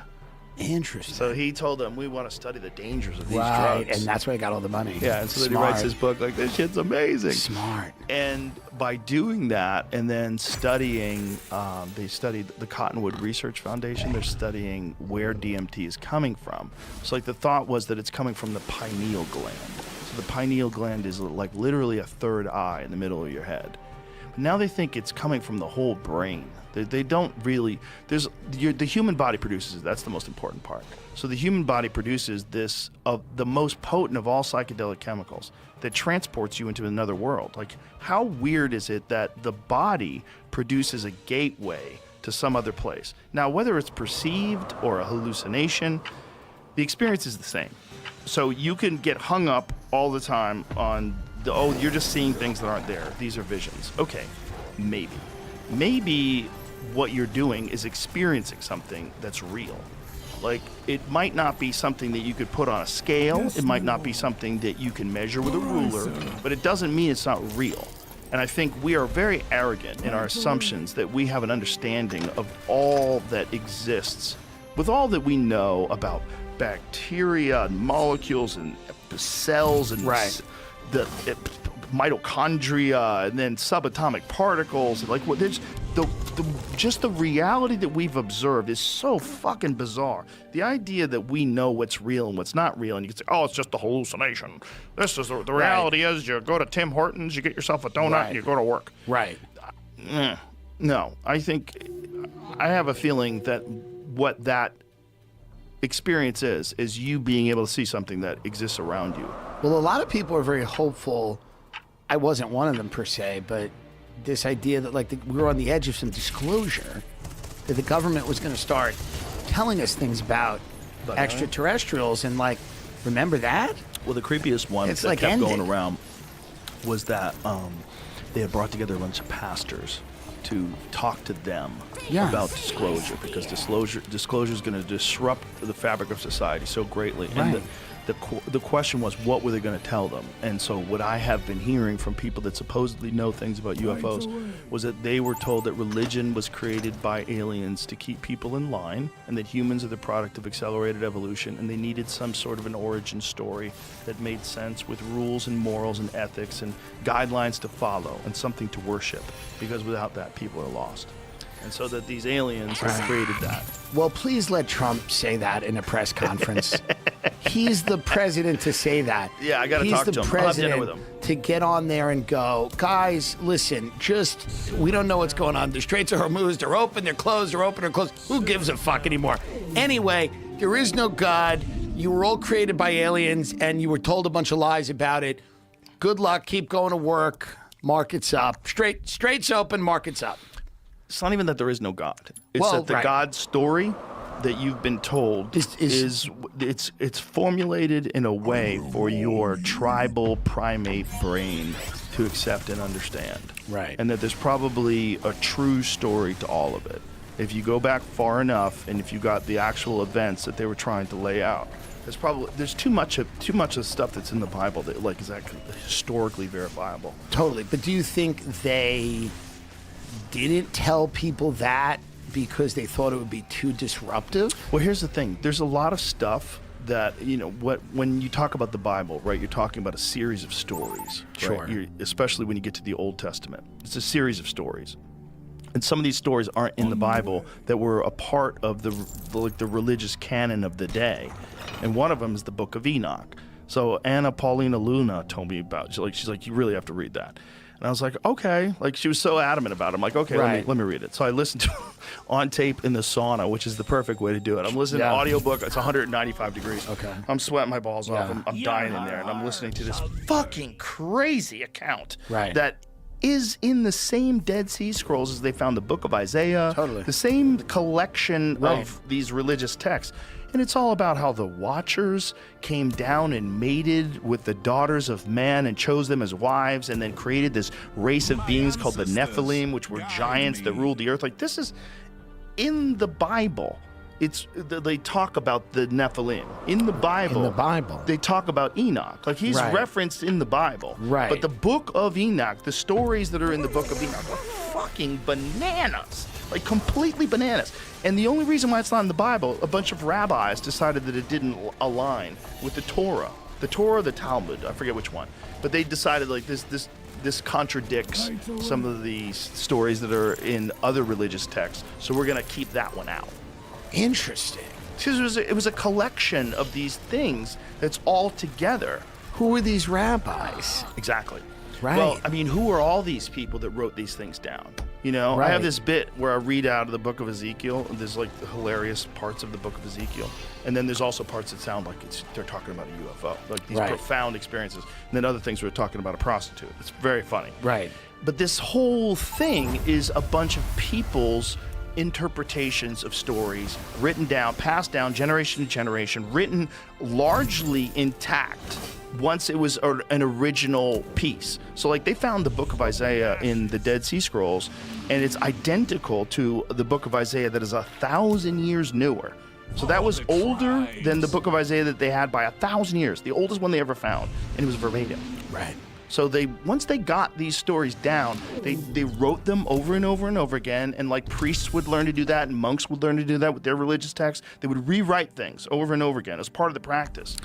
And someone knows, in some subterranean part of the government, they know something or many things that they're not going to tell people because it would be disturbing or disruptive. This was the story about Jimmy Carter. Now, Right. the story about Jimmy Carter was Jimmy Carter, I believe in 1969, he had some sort of a very strange UFO experience that was very real to him. Very bizarre, saw something. Yeah. And part of his thing was once he gets into office, he wants to tell people. The story is that he was briefed. They explained to him something about the reality of the UFO experience, like what it really is. And he was crying, that he wept openly.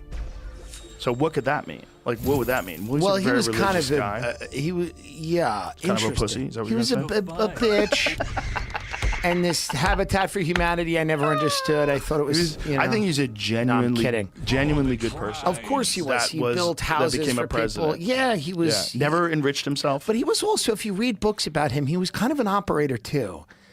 He was kind of he was into the peanut stuff, right? He was a peanut farmer or something. Yeah. You know, he was, nobody gets to be he was sweetest. Like one of the sweetest of He all was the still the presidents. president. But Yeah. so who is doing this explain? It's just the men in black people from the depths of knows what they're Raven Rock telling or them the truth? Cheyenne military or wherever Listen, the hell they are. What they could be doing is covering up years of lying to Congress and misappropriation of funds for all these black ops programs, and the way they can get out of jail Is saying because if it's they go aliens. and if they go and tell the government, oh yeah, by the way, we lied to Congress for 50 years. There's no solid, verifiable evidence that Jimmy Carter cried. Of course, there's no solid evidence. Jamie, stop being a narc. He's a narc. He's a because narc. of the UFO sightings It's out and of UFO readings. control. The Carter cried of a UFO story is based on second or third-hand anecdotes. Those are my favorite, and is not confirmed by Carter himself or primary official sources. I think it's true. I think it's true, too. Interviews about his 1969 sighting, Carter described seeing a strange light, but did not mention crying or being emotionally shattered by it. Yeah, but I don't think that's what they're saying. They're saying he was emotionally shattered by the disclosure. Cried And then after you've gotta- UFO briefing. You've got to live with that knowledge. So he's just got to go around now and Richard Dolan, who's by far one of the best guys to read about UFOs and UAPs. Very balanced guy and like very evidence-based guy. He includes a lot of crazy stories, but he never goes along with them. But Richard Dolan's really good. He's got he's good. a bunch of books. So I don't know if it's true. It's Is his the podcasts. Is the Jake Barber guy real? He's the guy that said that he actually had to move a UFO, right, with a helicopter? Yes. I haven't talked to him. I was just watching it, but it's too long. These UFO guys, it's all 3 or 4 out. Like, it's not. Well, Jesse Michaels does a lot of very in-depth ones with these guys. It Yeah. has long, but the good thing about that is if someone's like really full of shit, after a couple of hours, you kind of say, you see tendencies that Yeah. maybe they exaggerate or Right. they make things up or they leave stuff out or whatever it is. But something's going on. Right? There's something that people keep seeing. There's enough radar information. There's enough video that doesn't make any sense. We never found out what those drones were. Remember No. that? They were all around the bases in New Jersey and stuff like that. Yeah, it was crazy. People were scared to fly. People say it's a domestic. It was domestic. It was us. That's what I've heard. But then, you know, Could who be knows? China. Could be China flexing and pulling their dick out. Saying, Right. Check out what we have, motherfuckers. Who knows? Who knows? But there was a lot of things that those things were doing that we don't know that they can do. One of the things, like, they were flying for hours at a time. And so what's the fuel source? Because it's not batteries. Downed U.S. pilot reported seeing Iranian drones swarm in jellyfish formation. Whoa. Well, they're probably getting drones from, who knows, China. China, Russia, Yeah, of course. So they're of getting, course. So the highest end of high-end government drones that we don't know about, who knows what those fucking things can do? Multiple drones interconnected and moving as one with smaller drones below the bigger drones like legs. One of the sources familiar with the pilot's witness account told CNN, real alien shit. Another source told CNN the pilot described witnessing a minefield of drones in the air. Holy shit. When did this happen? 13 hours ago. This was So 13 hours ago, this F-15 got down? when he's talking in the recording. So I don't the actual. Bro, how nuts is that? They got taken out by alien drones in April. Whoa. So he ejected from the aircraft. The Iranian drones hovering in the air, moving as one, in a formation that resembled a jellyfish. Fuck, dude. Yeah, I mean, so there is a chance that it's DARPA, and it's all of these countries that are, you have these black projects, they have these secret defense projects, and they're saying it's extraterrestrial. I think if I was running an undercover operation for as many years as these people probably have been doing, and with Eric Weinstein he thinks it's like a separate branch of physics. He thinks there's a bunch of physicists. So where do they hired. get? So this is the story of we went and did the crazy invasion to get these guys back. Oh, this is those two guys? Down pilots, yeah. Oh, this is how they got taken out. Oh, wow. This opens up a lot more questions. Wow. Right? Right. No? Yeah. They used the heartbeat thing. That was the whole, right?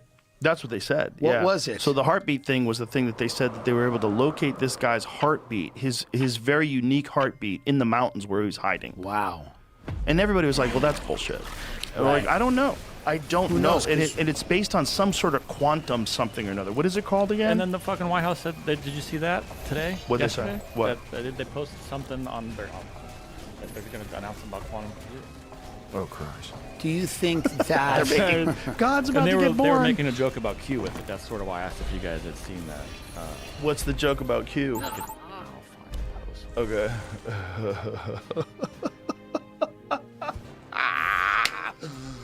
I think they have drones that move like UFOs. I think for sure. Where are they getting this technology? I don't know. Do you think it's possible extraterrestrials are giving us technology? It is possible. So the recent White House will be Q posting today. What? They're just trolling and having Quantum fun. posting. And you scroll all the way down and it says, and by Q we mean quantum. Stay tuned. See, here's the thing Look how much they're trolling. The QAnon There's a lot of people space they're the between most us. committed people I've ever encountered. Yeah, they're fun. I've never encountered people who are so committed to anything. The UFO people are close. Sure. I mean, the Q people are 10 years in going, trust the plan, it's coming. And you go, guys, it's unbelievable how dedicated they are to the plan, and that it's still morphing and going in different directions. And the data centers are actually prisons for people who did the vaccine. They're not data centers. They're still going. And that level of commitment is what America's about. It's about that. It's about not giving up. Yeah. Don't give up. Don't give up. You're too deep in to give up. My advice to anyone in that movement, stay in it. Because there's nothing good on the outside. Reality is not good. Stay in that movement. Take it as far as you can. What would the government possibly have to announce about quantum computing? No idea. What was the quantum heartbeat thing? What was that thing called? How did they locate that gentleman? I don't remember them never coming out and saying it because people were speculating that, like, how could you even do it? I think someone came on the podcast the next day and was like, that's not how quantum stuff works. Right, but I don't know if they know that for sure. Sure. So they don't really know what the technology is. But what was the technology that the government described? Because they described it as very bizarre, and there was a name for it that involved something quantum. And they said that somehow or another they were able to detect this guy's heart. The fact that we are one of the only states to not expand Medicaid is malpractice. It's forced rural hospitals to close and left Georgians without the care they need. As governor, I'll expand Medicaid. It's time to get it done. The musical game is back! Love Island 2026! We've got a squad of worldies and a bench full of bombshells. Who's got zero game and who'll go all the way? Love Island, it's all kicking off. Beat. Right. Unique heartbeat from, I think, was it 70 or 700 miles April away? 7th, this was posted on the New York Post. Secret, never before used CIA tool that helps find airmen downed in Iran. If your heart is beating, we will find you. Wow. So this is it. Long-range quantum magnetometry to find the electromagnetic signal of a human heartbeat that pairs the data with artificial intelligence software to isolate the signature from background noise. And so what is the range on this stuff? Because they were saying it was 40 miles. I think they found this guy is what the claim was. But didn't they say the range is up to like 70 miles, something along those lines? So I don't know if How long have they had this? Right. Is it even real? Yeah. But this is the thing. It's like, is it real? Like, so this is a post that's in the New York Post, and I think it was from, did someone release this as a statement? Like, what did they do to say they did it? The confirmation, okay, so. Radcliffe, Saturday morning. Yeah, their CIA director talking about, yeah, there you go, CIA, missing American 40 miles away. That was unclear if. Okay. That's Trump saying that. Not, so these are 2 different or 3 different speeches all going in together. I guess maybe they spoke at the same press conference. So here's the other thing. If that technology doesn't exist, right? And they just made that up to cover for technology that does exist. So maybe there's technology that does exist. That's some sort of large-scale satellite imagery of the Earth that gets down to like a grain of sand. And they can find anybody anywhere. They can just find out where the plane is, scan the area, bam, there he is. There he is. Okay, we don't want to say we have this. Right. What are we going to say? Let's say we have quantum heart rate magnetometry. Yeah, we can find We ghosts. couldn't find Ghislaine Maxwell in New Hampshire. When that came out, people were asking, why couldn't you use it She to was find in New anybody? Hampshire. Yeah, where is, whatever. Person. Well, it could be that technology just recently got invented. That's right. Also possible. Well, there's still missing people. Guthrie's missing still, right? I don't just. We shouldn't have missing people then if that technology exists. That's a weird It's thing, sort of and like my heart goes out what to people her, have but that's the craziest thing I've ever heard. Yeah, that's a weird one. And didn't they they looked at family members as suspects, right? I think they looked at family members as, is she back? And I think she's back to work. Back in the story. I don't know. And isn't she back to work? I don't know. What did you say? There's a break in the story? No, I think the story got updated recently. Yeah, there's something about a note, ransom note claim Nancy Guthrie died after abduction. And, well, you're not going to get ransom then. Second ransom note claim she died. Yeah, this is. Well, that's 9 hours ago. that's a horrible ransom note. So someone posted a note saying that she died. I want money. It's a ransom note that says she died. What if it's she died? Just give us. I'm reading headlines. What I'm if not it's reading we're sorry articles, she no died? idea. Just give us what you want. It's not a specific amount of money. It's just Says, give what you contain feel no is. request. It's like church. Give what you can. We're sorry she passed away. Give what you can. We're not going to say a specific amount of money. So the note sent days after the disappearance. Oh, so this is not new. Oh. Indicated she had died, but contained no request for payment for the release of her body. 3 people familiar with the matter said, though the existence of the note was known, the specific contents had not been previously disclosed. So it's just the contents were disclosed that they knew that she was dead. It seems like it's an inside thing. It seems like if someone's involved that knew them. I mean, I hate to think that, but it does feel like it's. What was there a request for money? What was the first request? Originally, yeah, I think it was a bunch of Bitcoin or something they wanted. Well, let's find out what it was. Oh, I have to It's a horrible interesting. thing, obviously. We'd like to know. But it does seem like this is a inside job. Well, someone certainly. Okay, the Feels ransom like the note. family's involved. Maybe not. I don't know. Yeah, so this is all bringing up stuff about. Ask AI. Press AI mode. You can't do it? Okay, put it in there. Put it in perplexity. How much do you think they asked for? I bet 10 million. 10 million? For mom? 5? 5? Let's see. 10's a lot. Multi-million-dollar payments in cryptocurrency, mostly Bitcoin, with amounts ranging from about 4 to 6 million and set deadlines, sometimes with escalating or else consequences. Terrible. Ugh. This is insane, but think about it. Is that random? I guess it could be. It could be, but there was some concern that it was a family member. There was concern that it was something that a family member did this. Yeah. Who knows? It's sick. Yeah. When it comes to weight loss meds, folks will rope you in with one price. Then hidden fees start coming out the woodwork.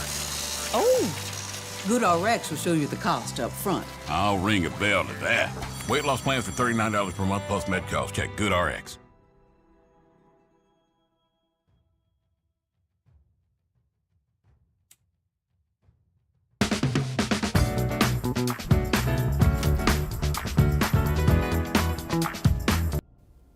The Bitcoin thing's weird too. Like you could transfer money in Bitcoin. There was a group of people that wanted me to advertise on my podcast, and it was like a meme coin thing, and that was like a platform, whatever. And then I was like, but their like identities were shrouded in. People knew who they were, but they were also very secretive because they didn't want to get kidnapped, and they split their time between Dubai and London. And CAA, came to me and they were like, hey, they want to give you a bunch of money. And I go, what are they? And CAA is like, well, it's crypto. They don't, I mean, demons from hell. No offense. Love my people. But I was like, I got to meet them. I got to meet them and sit down and talk to them as human beings and like ask them what their company does and everything like that. And then immediately once I requested that, they said, okay, they'll all meet you in Dubai and talk to you about the company. I said, I can't. I need to know, whatever. They pulled the offer and wouldn't meet. Interesting. Yeah. Yeah. Well, so there's all these shit. Because, by the way, here's a great way to fuck someone is to advertise on their show and then go, by the way, the money came from Russia. Yeah. And you didn't even know that. Well, didn't that happen to a bunch of right-wing influencers? I'm sure it happened. Weren't they a part of some It's hard to know who knew what, right. But like it's great. What a great way to just make people appear compromised.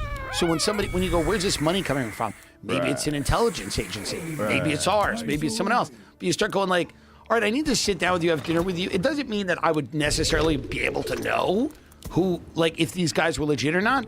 But the fact that they wouldn't even meet for a dinner tells me that something was up. Also, a friend of mine who's working at a company that's producing young shows, long-form shows for YouTube creators, told me that a lot of the money is coming from Democrat super PACs because they want a captive audience to be programmed politically. And not only Democrat super PACs, but like super PACs that are associated with certain issues and things like that. So what they're going to start doing is like getting behind content and, funding longer form things on social media platforms and things like YouTube or whatever. And then those companies that are kind of in the background of this will then say, oh, we have an audience of 5 or 10 million people watching this. We can put political ads on it and whatever else. Jeez. So, I mean, this is kind of, I think, the future is going to be many things like this. And when you can do it through something like crypto, like if you can hide your identity, like who knows if it's even a real company? It could be a company designed entirely just for influence. It's very questionable. You have the intelligence world, you have the crypto world, and you have the world of international crime syndicates. Like they all live in that world. And I'm not saying people that are into crypto are inherently suspect in any way. Obviously, they're not. But there is a lot of fuckery going on with the intelligence stuff and the crypto. That's like obvious. Clearly. Whenever there's money, the amount of money that you can make in crypto is fucking bananas, and it doesn't make any sense, right? So whenever there's money in drugs, right? Like this is Iran-Contra. Yeah. Whenever there's money in anything, they find a way to get a part of that money. I think what concerns people partially about this administration is some of the crypto stuff. I think people are concerned with some of the coins and some of the, crypto. Well, Melania coin's legit. That one I love, but the rest I worry. No, but I think it's a fair concern. It is because it's a legal. Fair concern. It's legal, but it's like, should it be? Is it? Right? Should it be? Right. Should it be? Should it be? Like, for sure. I mean, there's some freedom to you being able to make your own coin and you back it with money, I guess. But it's also a way that you could launder money. And it's also a way you could pay people off for stuff. And dupe people into spending their money. You know what I mean? Like, I think a lot of people, that poor girl, huh? That poor girl, they got her. They got her. They got her. They got her. They got her. I hope she did well on that. I bet she didn't. Really? Probably not. Certainly in terms of what she could be doing. Sad. Right? No, because as soon as they get mad at you for something like that, well, then they don't like you anymore. She did the wrong thing, and it's sad. She, no. I also, she like 22 or something? I also don't know if she was going to be Meryl Streep, but listen, the Cash Me Outside girl makes more money than anybody. It's true. But I think it could have gone on longer than it. What a society we live in. I mean, that just hit me. That just hit my brain that she makes more money than anybody, and it's true. I was listening to your take on the White House UFC card being the end of MAGA. Yeah. And that the moment when that guy said Michelle Obama's a man. Yeah. Well, it's just the greatest thing if you're a deep hardcore, and I don't even mean the America First principles. I just mean you're along for the ride. You're here for the part. There's a lot of MAGA people that I'm friends with that are deep. They're not political. They're along for the part. They like the party. Right. They want fun. They're in Right. Florida. It's 4 p.m. Yeah. They're drunk. You know what I mean? Yes. And they're in for the fun. And That's it's the part of fun. it. They have like boat shows and regattas where like a bunch of boats will go out with Trump flags. When they're watching that UFC event in their house in St. Augustine or Tampa or fucking West Palm, whatever it is, and that guy stands up because Michelle Obama is a man.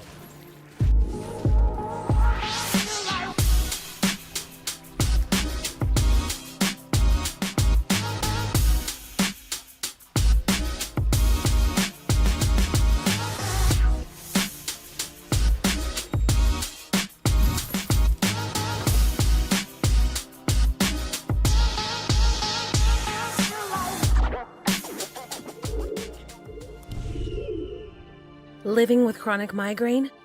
15 or more headache days a month, each lasting 4 hours or more. Botox prevents headaches in adults with chronic migraine, and treatment is 4 times a year. So why wait? Talk to your doctor. Botox effects may spread hours to weeks after injection, causing serious symptoms. Alert your doctor right away as trouble swallowing, speaking, breathing, eye problems, or muscle weakness can be signs of a life-threatening condition. Those with these conditions before injection are at highest risk. Side effects may include allergic reactions like rash, breathing problems, dizziness, neck and injection site pain, and headache. Don't receive Botox if there's a skin infection.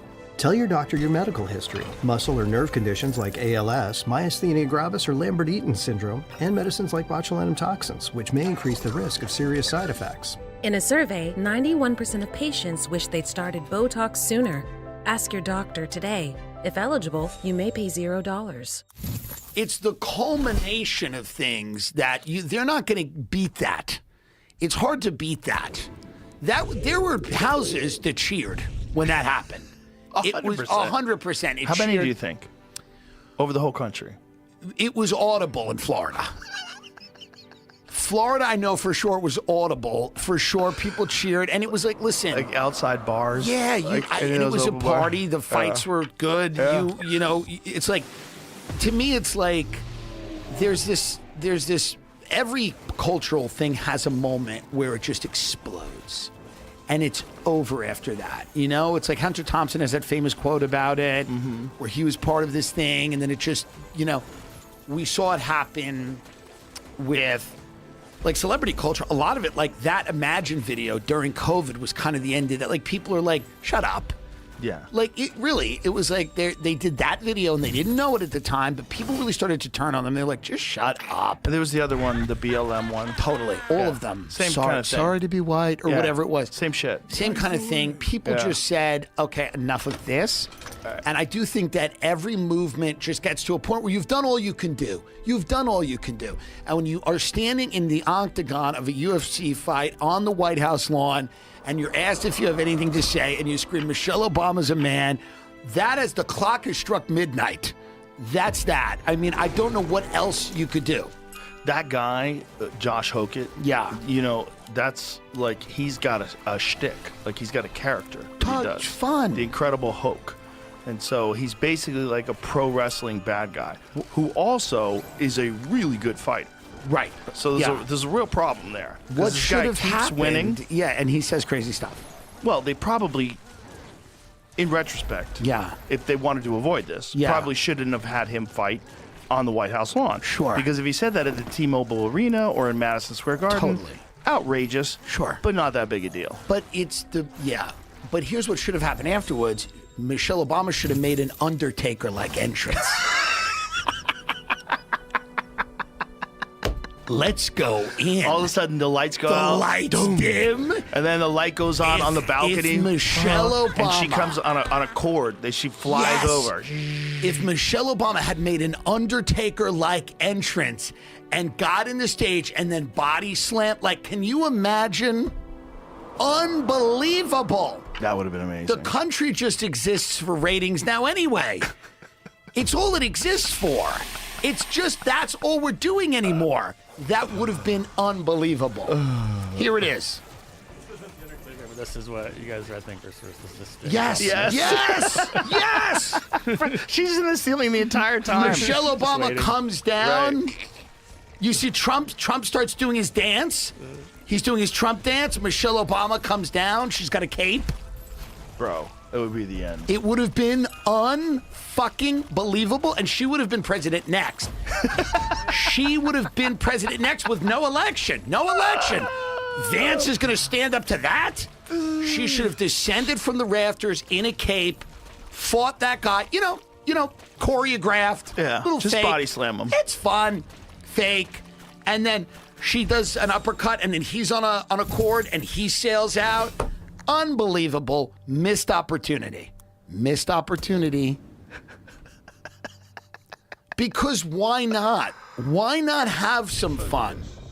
Yeah, why not? Why not have a little fun? WrestleMania there, they said, or some wrestling event there. They could still pull it off. They could do it. And if she's smart, she hears this, and she's on her phone with her people. Don't sue them. They were going to sue him. They thought about suing him. It's like, what? Stop with the suing all the time in this country. Yeah. Do something fun. I agree. Too much suing. Well, there is this moment where the UFC thing was going on, where like the planes flew overhead, where it just like I'm like, is this even real? It was wild. It's such an amazing spectacle. It's hard to top. It was pretty amazing. That's what I mean. Like, as a totally. piece of entertainment, Of course. it was also the only UFC card in the history of the sport Yeah. where every fight was a knockout. Yeah. This is senior prom. Everyone's got to go to college next year. And, wherever they go, this is it. This is the party. Like Jack There's and Diane. a moment after senior prom or, some party that you have senior, the summer, and you're looking around at all your friends, you're all high and drunk, and you're looking around, and if you're smart, and most people, a lot of them have this thought, they go, this is never going to be like this again. Right. This will never be like this again. We'll never be able to get together on the White House lawn and do motocross and watch UFC and call Michelle Obama a man. It started when he walked down the escalator. We went through a lot of things. The guy almost got shot. Who knows who did it? No one knows. No one seems to care. Whatever, fine, moving on. But, he's gone through many iterations. He's been out, he's been in. It's the most interesting story, really, in recent human history. And this is the party to throw. And it's wild because we're not going to win the Iran war. We're not going to win the Iran war. It seems very clear that it's very difficult to imagine a scenario where we come out with like a decisive victory. So instead of that, we did this. How is there no more open investigation into the assassination attempt? What happened there? Because that's where Kent said that he was told to stop investigating. Do you want it honestly done?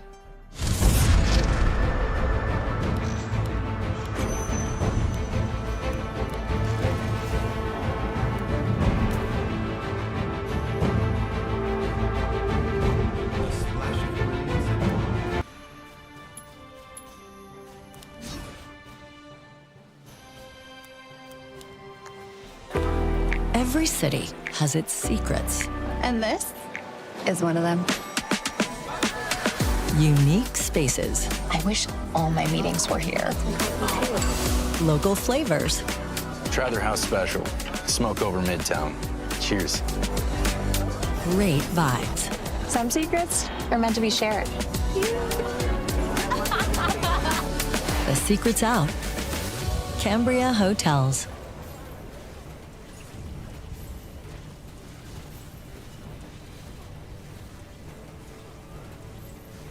Do you know who you put in charge of it if you want it? Truly, and I'm being very serious.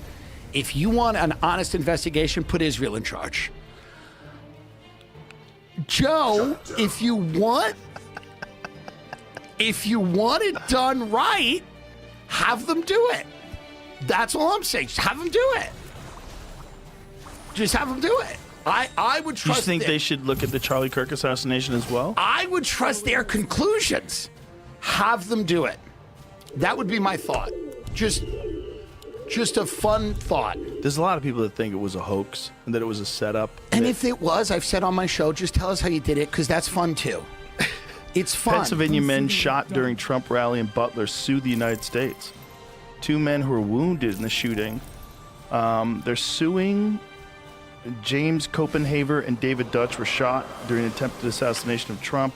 Their attorneys filed federal lawsuits against the United States for their life-altering physical and emotional injuries, claiming those injuries were the direct result of negligence on the part of the United States Secret Service.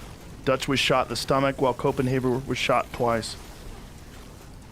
Yeah, Does the suing ever end in this country? But there's an argument that was negligence. Remember that woman, Kim Cheadle, who was in charge, and then they put her back in a bunker? Who? She was in charge of the Secret Service, Kim Cheadle. That's right. She was like Dick Cheney's assistant. The rope was too sloped or something. Yeah, she said that the roof was too sloped to but get they officers shot the guy up and he didn't even fall. He didn't roll off the roof. Like the whole thing. Well, the slope of the roof that they were on was steeper. If it's a faked assassination attempt, I don't care. I want to know how it was done, and so does the rest of America. Produce a special where Barry Weiss interviews Donald Trump about how they faked the assassination attempt. Put it on CBS, where she's doing, and she's taking over CNN now.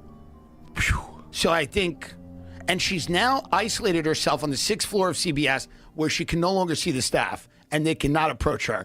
And Is that true? That is correct, and she's guarded by guards. What? Yes.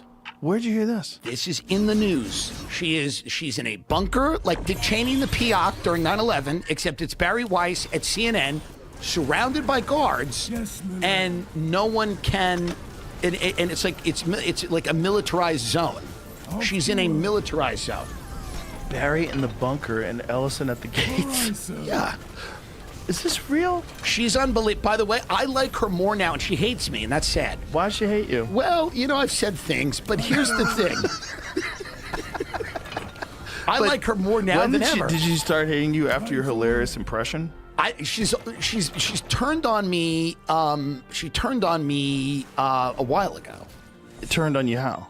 She texted me and was like, "You're part of a world in which people are anti-Semitic," and I'm like, "Well, what am I doing?" And she's like, "You're part of this thing," and I was like, "Well, that's like, what is this guilt by association? I don't like this." Part of a thing that's anti-Semitic. Yeah, she's like, "You're part of a cultural space of anti-Semitism," and I'm like, "So is she connecting you to anti-Semites? She's connecting me to all these different people because the thing that she hated and the thing that she crusaded against was this whole idea that like she's applying the same principles that she supposedly didn't like, which is like, if you're willing to have a conversation with somebody, you endorse every one of their views.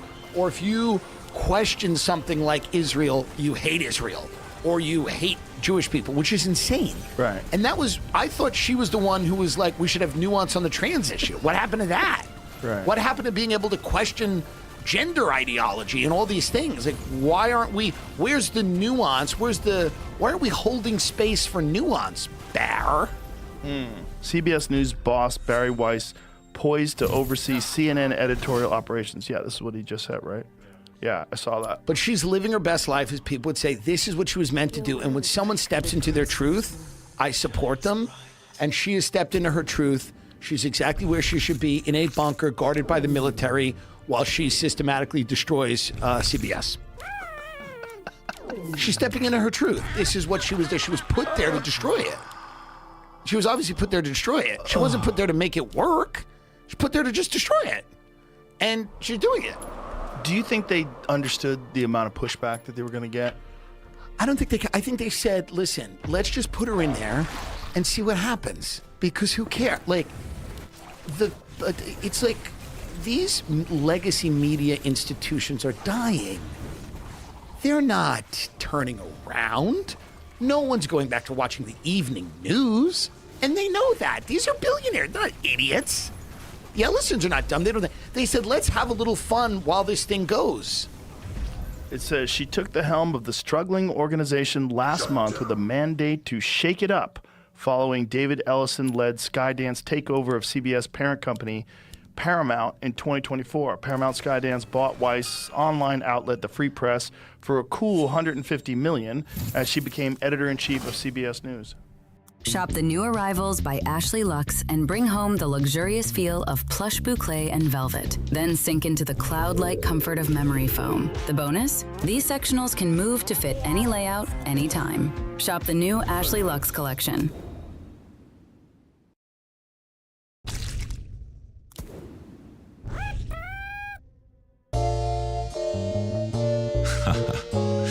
You're getting hungry.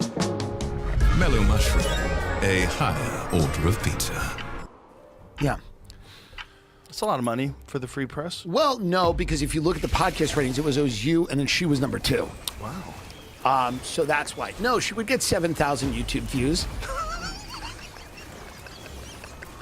And it seems high. It certainly seems like a lot. But, you know, when you take into account her cultural impact. It's interesting because, like, when it came to her, like, pushing against woke ideology that had infected the New York Times, she seemed really reasonable. And there's this very famous clip of her talking to Brian Stelter, where she talks about the world gone crazy. Right. Remember that? The world gone mad? Yes. Where she's, like, very brilliantly lays out why, if this is what you're saying, you know, when people are saying that silence is violence, right, and not actual violence is violence, right, the world's gone mad, right, and she lays these all out. It's so brilliant. Well, there's got to be room for nuance. Like, October 7th was horrible. Hamas is not good. We all know this. However, you also cannot look at what's gone on the last few years and think that Israel has not, number one, perpetrate, you could call it, I call it a genocide. People can call it anything they want. Doesn't matter. It's a campaign of mass murder where a lot of people have died, civilians have died, many children have died, people that are innocent have died. And they're starting to do something similar in southern Lebanon. And they're now talking about Turkey. Going, by the way, Turkey also is Turkey's a NATO fucking country. So the idea that any criticism of Netanyahu or the Israeli government or Israel or our relationship with Israel or the money makes you anti-Semitic is an insane thing. It's the exact thing that she fought against in race and gender. She fought against that Manichaean good and evil, black and white. She fought against it, and she was right. She was correct to say you should be able to have conversations about when is it appropriate for a child to be exposed to certain ideas, and when should they be able to make a determination about how they want to live their life, and like when is it appropriate for people to call, you know, to designate between a protest and a riot, and the silence is violence, and all of that stuff. She had really pretty logical opinions on all that stuff, but when it came to that one issue, she seems very incapable of understanding any nuance or gray area or complexity regarding this particular issue. No, she is all in for Israel, and that's fine. That's her choice, and I get it.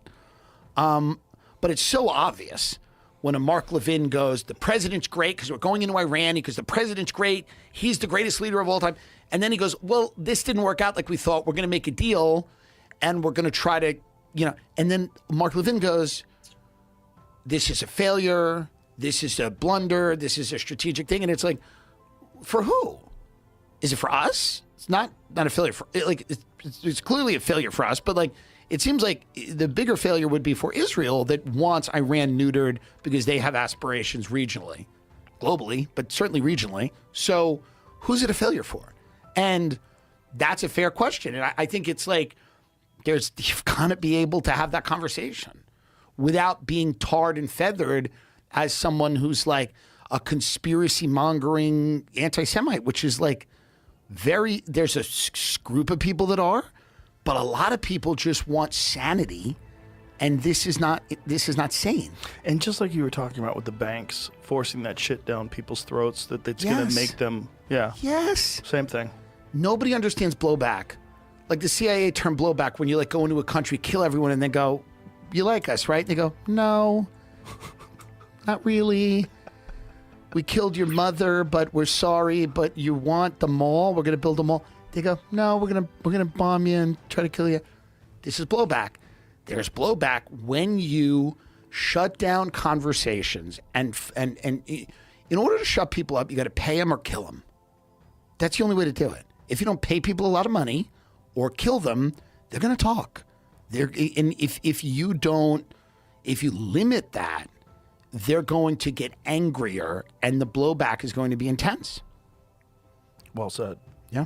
Yeah, I mean, that's entirely accurate. CBS News, I'll go on. That's the thing. I have no beef with her. I like her. I like that she's in a bunker. I will go on to that show. I'm there. The things that I thought was hilarious, it was some fake story, was that they were going to bring me on for 60 Minutes. Everyone keeps saying that. I texted you about it. I'm like, are you doing 60 Minutes? I thought that was wild, but why not? I mean, half the staff is left. One of that guy, Bill Pelly, just got out. Yeah. She got out, and then she's got that Dokapol, whatever his name is, in the evening news, crying like a psychopath. Who's that? He's the guy who does the CBS Evening News, and his first episode, he's in Miami, and he's crying. Can you get that up? It's unbelievable. He's the anchor of the news. Why is he crying? He's crying because he starts talking about his family and how he grew up in Miami. It's unbelievable. This is the guy who was selected to run the CBS Evening News, to be the anchor of the CBS Evening News. And like he does this thing where he's in Miami and they take him out of the chair because they want to start, she's shaking it up. Incorrect password. Technology, am I right? We need a new tech lead. This is a job for Sponsored Jobs. Sponsor your job on Indeed and get matched with quality candidates when you need them most. Visit Indeed.com/hire now.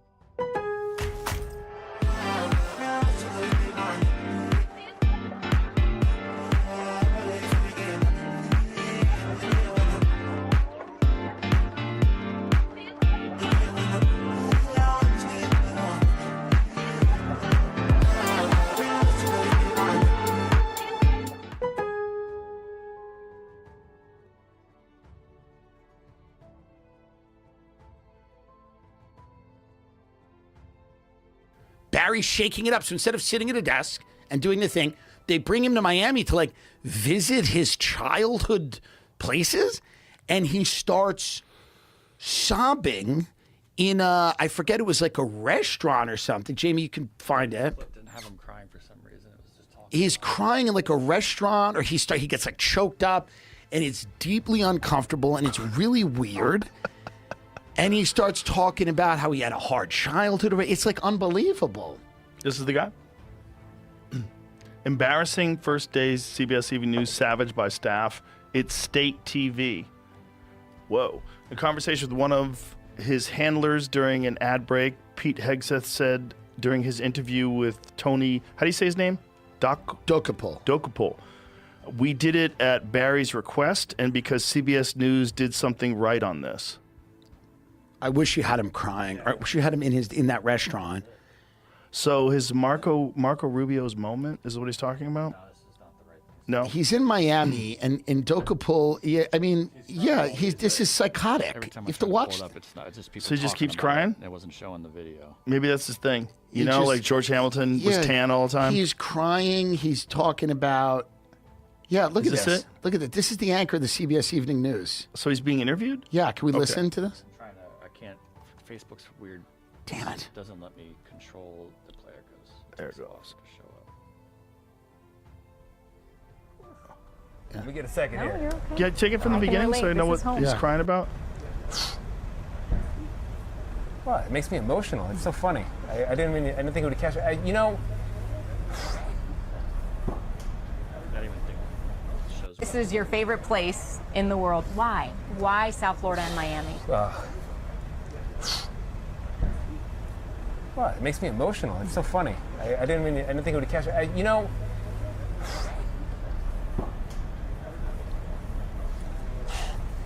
Because you only have one childhood, right? So, let me get a second here. No, you're okay. I can relate. This is home. People will to help people understand why I have such a reaction.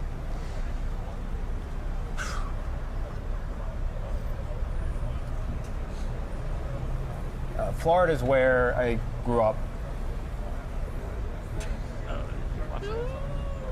We didn't get a lot of sleep. So. No, it's okay. Yeah, my grandmother's here, my father, my mother, my aunts and uncles, cousins. And it's where I would have spent all of my childhood, but we left.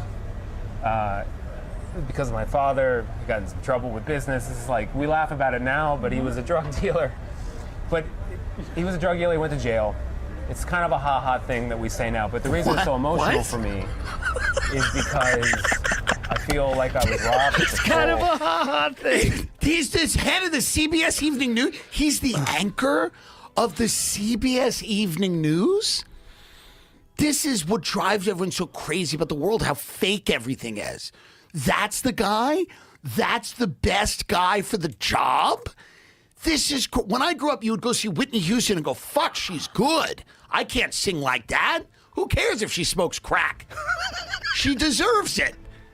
You watch this and it drives you insane. You go, this guy's crying. His father's a drug dealer.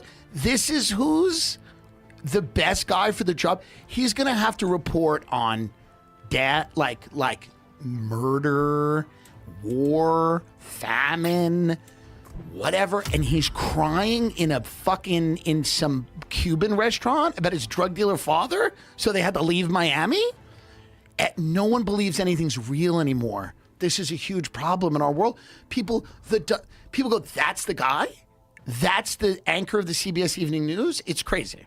Well, the other guy who was on, a bunch of people attacked him after he left, right? So he left, and apparently he made it very public. Yes, big, Scott Pelley or something. Big public outburst. Yeah. So what was he pissed about?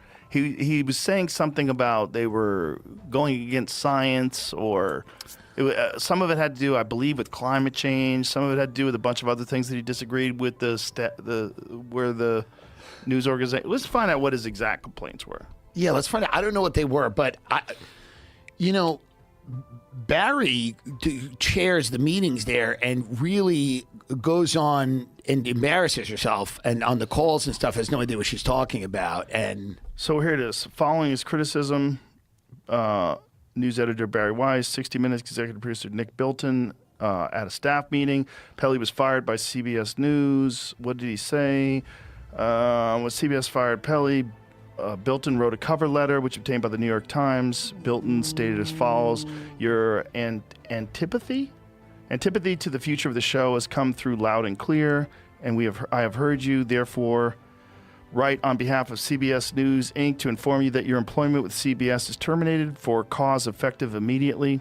Next day, Weiss said, "I'm only interested in working in a newsroom that is built on trust and mutual respect." Okay. So what did he say? Pelley accused the new CBS leadership of instructing him to insert falsehoods into a political story and to include assertions that were not verified, instructions he says he ignored. The collapse of values at the top has become untenable. The leadership at 60 Minutes is no longer recognizable. The principles I hold dear are gone, and so I must leave as well. I wonder what exactly they meant, though, by the falsehoods in a political story and including assertions that were not verified. Well, here it is. Yeah. It says, the story CBS intervened on was a report about the 2026 protests in Minnesota, and the falsehood CBS asked for was to describe protester Renee Good as driving her car toward the officer who killed her, which Pelley said contradicts video evidence of the event. That's correct.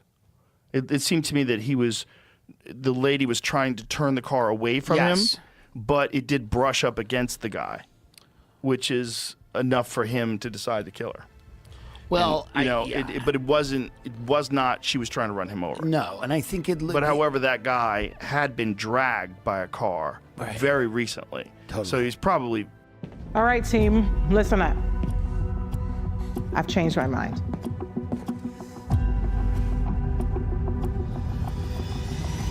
I'm gonna add the truffle butter filet mignon. Oh, that's a great decision, boss. I'll take the miso chicken. Filled with PTSD, he almost fucking died. I think he got dragged like 300 yards, rather. I think it's fair to ask at this 300 point. feet? Yeah, but I think it's also fair to ask at this point, like, what is the media? Like, what is the media? Like, all due respect to Barry Weiss, but like, so it was a heavily inflated price for her blog that she sold and YouTube channel, whatever. There's clearly a political agenda to this. You have billionaires that own all of these companies, and we're asked to believe that like she's the most qualified for the job, even though she's never ran a newsroom. She didn't like work her way up the ranks. She's an op-ed columnist, an opinion writer, and stuff like that. Great. Right. She made a lot of sense. We said it before. And then she hires this guy who's crying in a restaurant in Miami about his dad, and it's like, who the hell's that guy? So I think it's fair to ask, like, do we have any trust left in these institutions? Do we have any trust left? And, like, people that work there are leaving and saying, I'm being asked to insert things into this that isn't true? Well, just that alone, like driving the car towards the officer, that's just not technically correct. Right. It seems like she was steering it away. Why would they want to say something that's not correct when you could just see it in a video? Like, if you were running a newsroom, that would be the last thing you would want to do, is contradict something that's obviously verifiable. So that would, for what reason would you sacrifice your credibility? Because that's essentially what it's doing.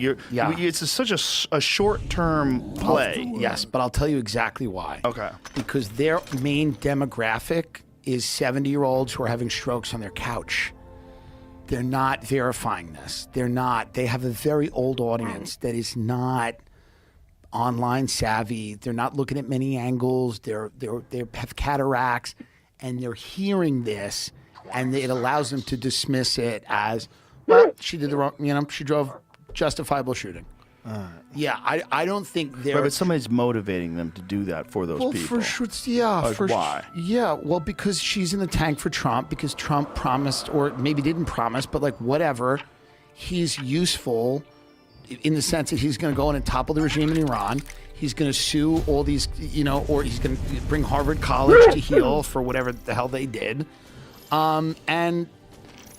she believes that, and again, a lot of this is just connected to her view that, Israel's interests are always 100% concurrent with America's, and Trump gets that, and he understands that, so she's in the tank for Trump, which, by the way, if Biden would have invaded Iran, she would have started protecting him. It doesn't seem like she doesn't care that much about a ton of issues. It seems to be that this is her big issue. That's a disturbing thing to a lot of people. Like, how much influence do they really have on this country? That's what creeps people out, because I think no one even really considered it before October 7th. It wasn't, I'm sure people considered it. Nick Fuentes considered it. But it wasn't like it was an openly discussed thing amongst young people. Right. It wasn't until we started realizing, first of all, it was AIPAC. It was the weirdness of the New York City mayoral race. Yeah, of course. Very weird. Where they were all like, we're going to visit Israel. Like, what? Well, it's also in direct opposition to the stated goal of the Trump administration, which is to repair the United States and to make it great and to elevate it and to focus on the United States and to not go into Middle Eastern wars, which was a huge, very popular plank of his platform, and to not waste money and saddle ourselves with debt and mire ourselves in these unwinnable wars. And there was such a gaslighting campaign. The Secretary of State came out after the Iran war and goes, well, Israel's going to attack them anyway, and our bases were going to be vulnerable, so we had to join. And then he went, no, I didn't mean that. I didn't really mean that. We're partners, and we both think it's a great idea, and there was tremendous pressure on him to do this. Yeah. And, it hasn't worked. And it's clearly not in the interest of the United States to be in a Middle Eastern war with Iran. Tons of Jewish people don't believe it is. Lots of, people from all walks of life don't believe it. But there's an ideological group of people that donate a lot of money and that are incredibly powerful. And they are really pushing this. They're pushing troops. And they're pushing nukes.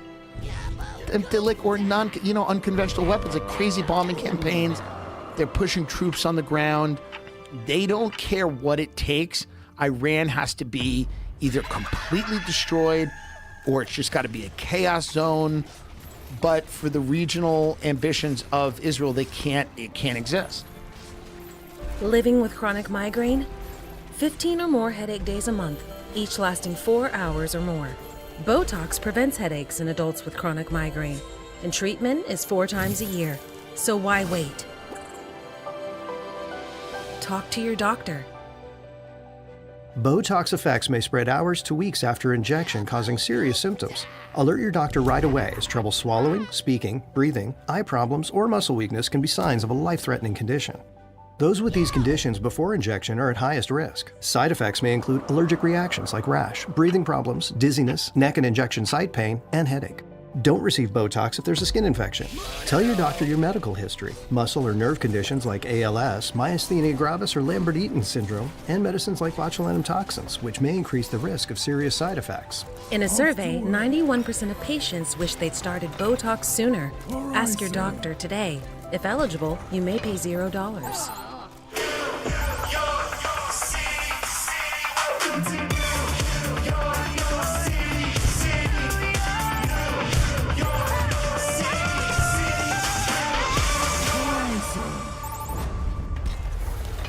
So, I mean, again, and not in a paranoid conspiratorial way, because I don't like the victim stuff either. There's a bunch of people in America being like, I can't get ahead because Jewish people are successful. I think that's a stupid road to go down. That's a victim road. I hate that.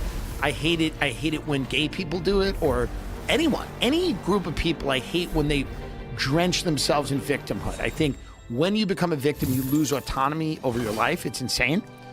But I do think there's a fair question to ask about what is the motive of certain massive big donors? Is the motive the strength and prosperity of America, or is it the strength and prosperity of Israel? That's a fair question. Yeah. And like, what about the rest of the world? Like, how much are we putting ourselves at odds with the rest of the world? Indescribably the worst PR ever.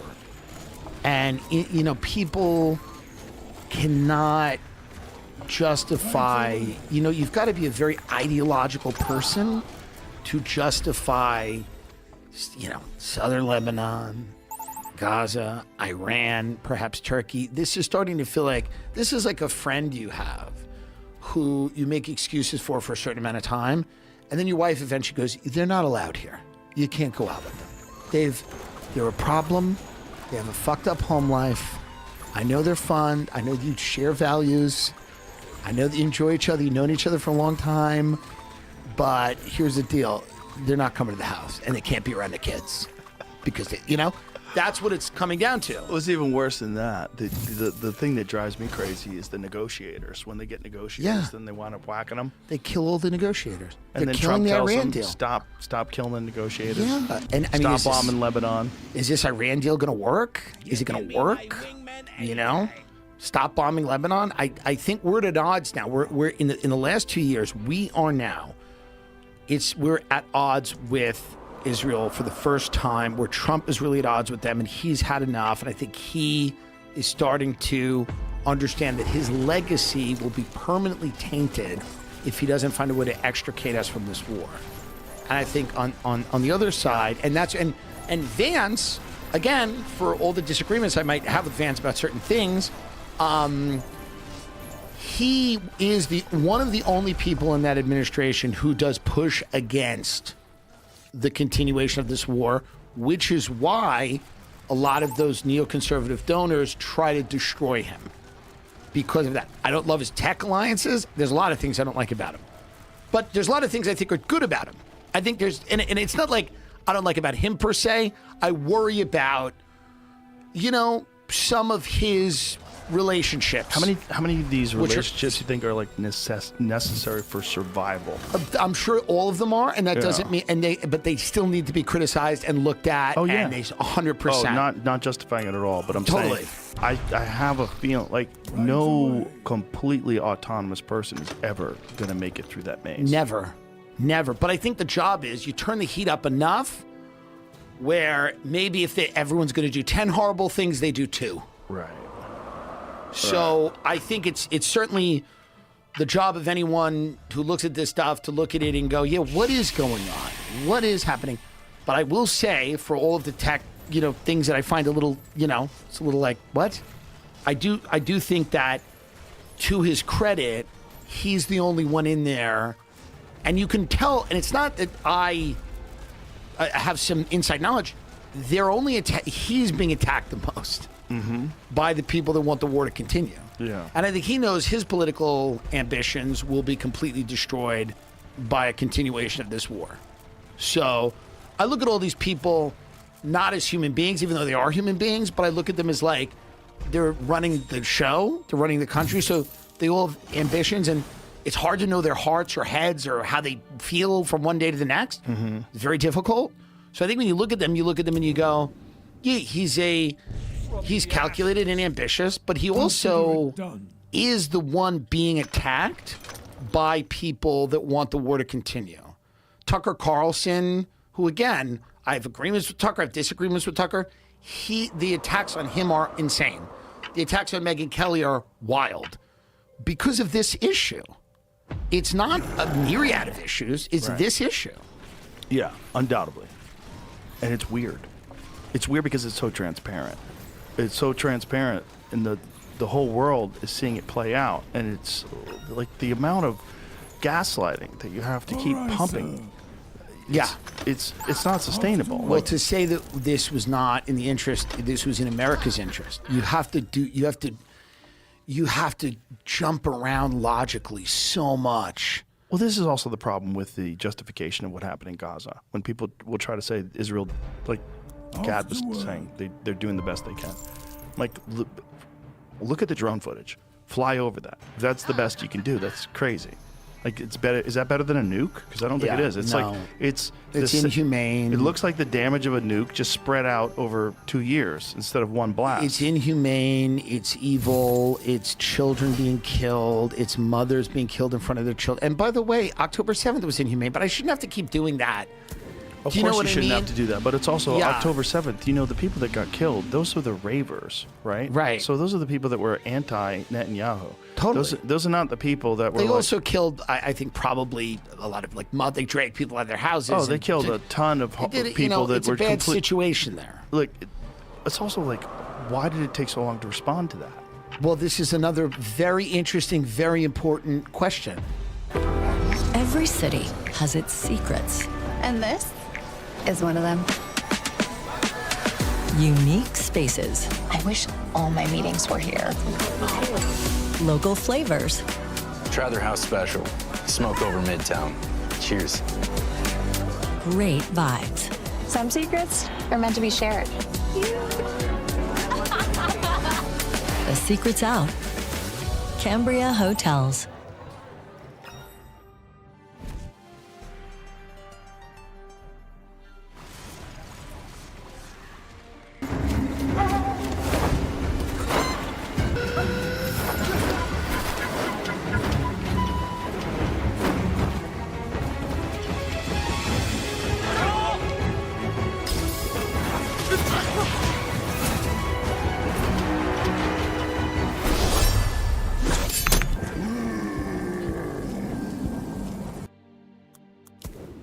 The fire obeys me.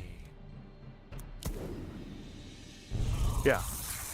Because there's a lot of people that say it's a state the size of New Jersey, and the security failures are they're pretty wild, and there hasn't been a real investigation into them, and Netanyahu's kind of prevented that, and they've kind of made it illegal to question that in Israel. Like, people were like writing about that and going, "What the hell is going on?" But like, it's illegal? Well, they've made a law, and you can look this up, about things like this in Israel, because during wartime, they haven't had an election. Have they had an election? No. Since October 7th? No. Right? Right. They It's haven't had an suspended election. because of the war, right? Right. And the Ukraine hasn't had an election. Nobody's had an election. So if I'm living in a country and the leader of my country just wants to be in a war forever, there's no democracy? Well, you know, Clinton said that. Clinton said that Yeah. about Netanyahu. He said he wants to maintain a war. I mean, he said it openly in an interview. Right. And So then he an can maintain intern. power. And then a nice chubby intern showed up. Oh, I wish. And a I wish nice I could go back in chubby time intern before showed the up. internet and all these busybodies was around. He was the first guy to go viral. So I mean, that's the thing. You don't have elections. You don't have people looking into things. And by the way, that's not the only thing that should be looked into. Look into everything. Right. Where are the 9/11 docs? What happened? Right. Can we know? Why can't we know anything? Why can't we know anything? Yeah. You know? This is all of it.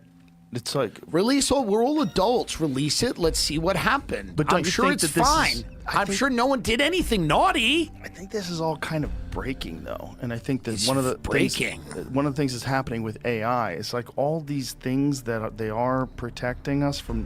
We're gonna find out that stuff. Well, here's the thing. I mean, I met you in 2019.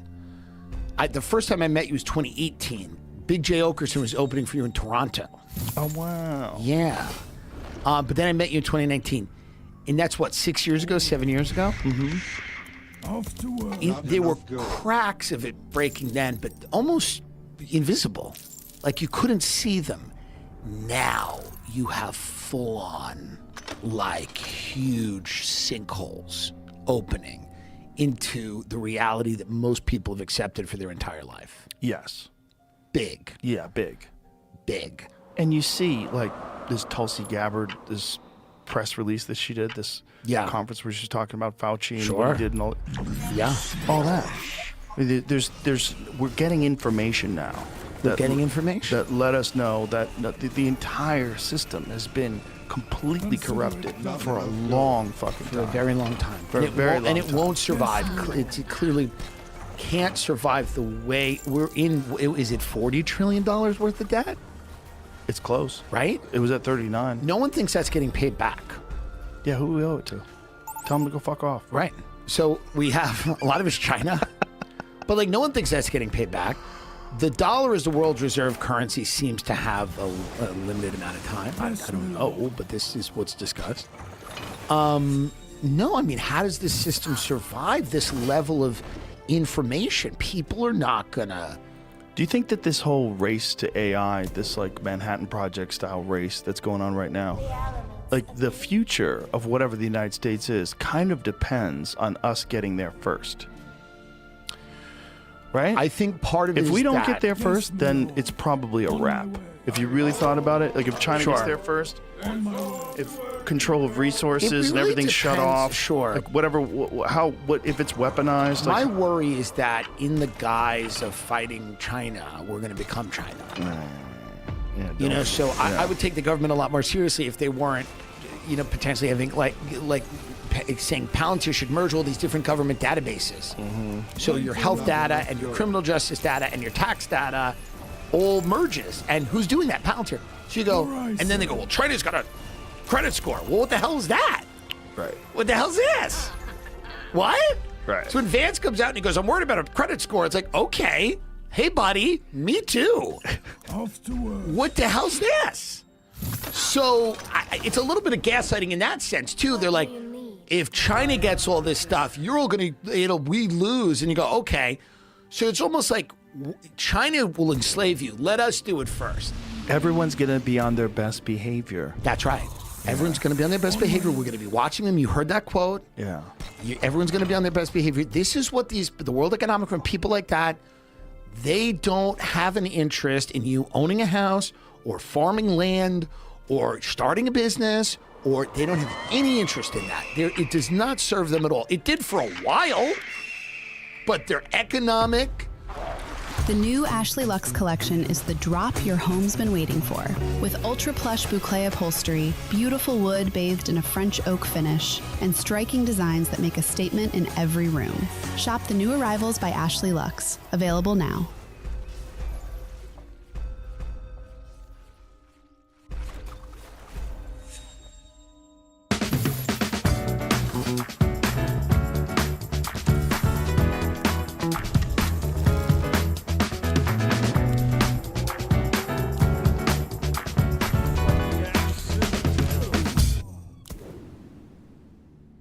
Only if we do it my way.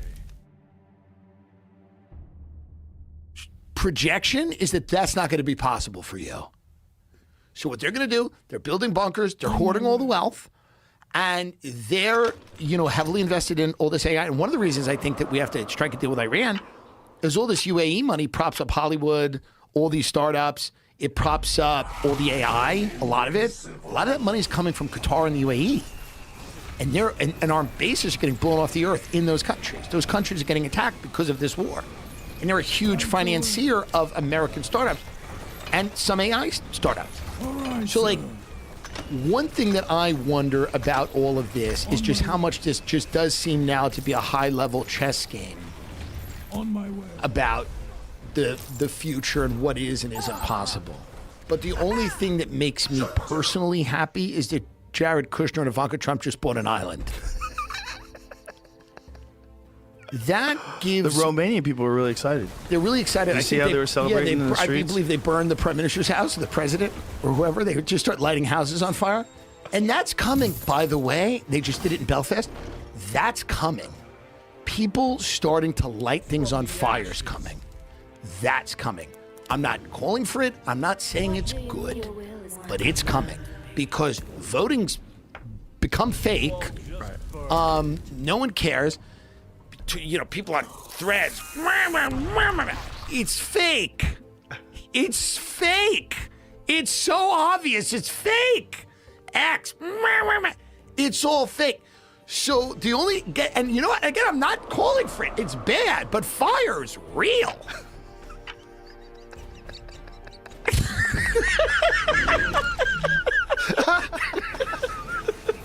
If you ask the people at Palisades or Malibu and whatever, RIP, I like the Palisades, that stupid mall, I liked it, but this is real. People are going to start realizing that all this technology has just been set up to give you this idea that you have some effect, and all the while, Jared and Ivanka just go buy an island. That's what's happening. But maybe it's fine. Have you gotten any invites to any bunkers? No. No, they're not. Do you think you'd feel differently if you did? I don't know. I know you've had invites to do interesting things. I've had invites to Teal, and I've said no because I think, he'd probably sit me down and go, listen to me, you fat fuck. You're going to shut your mouth. And I'd sit there and I'd go, Arr! No, I think if they were going to invite me, someone goes, this is the guy who dressed up as Kristi Noem's husband with fake tits. And they go, we can't have a meeting. But by the way, absolutely. If somebody said to me, a few people are going to survive, and it's just going to be you and these people, and everybody else is going to die, it's tough. How fun would it be, though? Is it fun? Is it fun if the whole world dies, and I'm just sitting and having dinner with J.D. Vance and his wife? I mean, is that the fun? With Peter Thiel, me, and Usha, and Jay just... eating steak? Yeah, I mean, is that what we want? I don't know. Probably not. Probably not. What's the best case scenario? The best case scenario is a new era of enlightened people and enlightened thinking and soulfulness and spirituality and a healthy attachment to technology and religion and, people's a common kind of a sense of morality and togetherness and love for community that's not enforced by governments, corporations, and armies. I'm not betting on that, but that would be good. Well, there's a battle, right? Yeah, there is. It's not like one side is clearly going to win. We're moving in a very weird direction of uncertainty, but humans today are way better at being people, way kinder and nicer, despite all our problems, than we have ever been in the past. Yeah. Society is generally, at least first world countries, safer than it's ever been in the past. Yeah. And it's also, there's more opportunity to do things now because of technology that's ever existed before. So it's not worse, but it's not moving in the best direction possible. Like if you had to choose between living today, the way we're living now, or living in 1976 in San Francisco, I'd be like, go fuck yourself. I don't want shitty breaks and live with these fucking people that don't know anything because no one has the internet. Fuck that. Yeah. You're better off living today. The communication but then you have would today. go see Janis Joplin, right? And you'd be smoking weed, and a burrito would be 50 cents. And then you would go into a park and fuck and then die. And it might not be as bad as one thinks. And who knows? I didn't live during that time, so I'm sure there was a lot of pitfalls. You get stabbed, whatever. Like New York was more culturally interesting when there was crime. I'm against there being crime because New York couldn't have existed.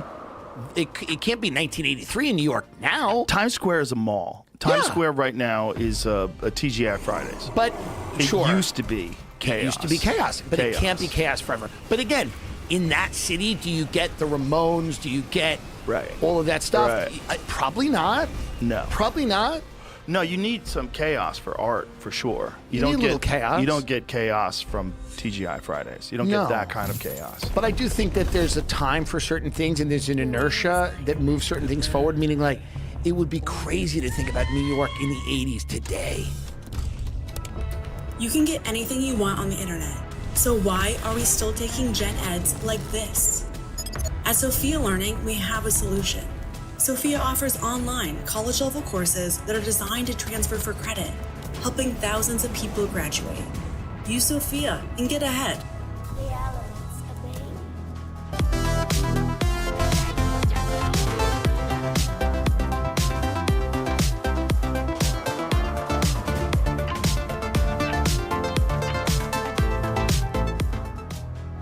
Like, no one's built for that life today. No one's even built for that. Like, one of the reasons that wars don't work anymore is we're just not built for it. We're not built. We used to be built for war. People used to be built for war. They were built to, like, just be like, somebody calls me and I just go die. You know, there's like a petition on the door and it's like, report here, we're going to war. People are built for, nobody's built for that now. People file complaints with DoorDash. I file complaints. 1981 Rolling Stone magazine called West 42nd Street, located in the heart of Times Square, as the sleaziest block in America. Yeah. Now it's probably prime real estate. Yeah, I mean, listen, there's parts of it that are, you know, it's all prime real estate there. Whether people like it or not, it's not necessarily, you know, it's better because it's safer, but it's worse because it's safer. Nothing's all one thing. Nothing's all one thing. There's still great art there. There's still great music and comedy and theater and all that stuff.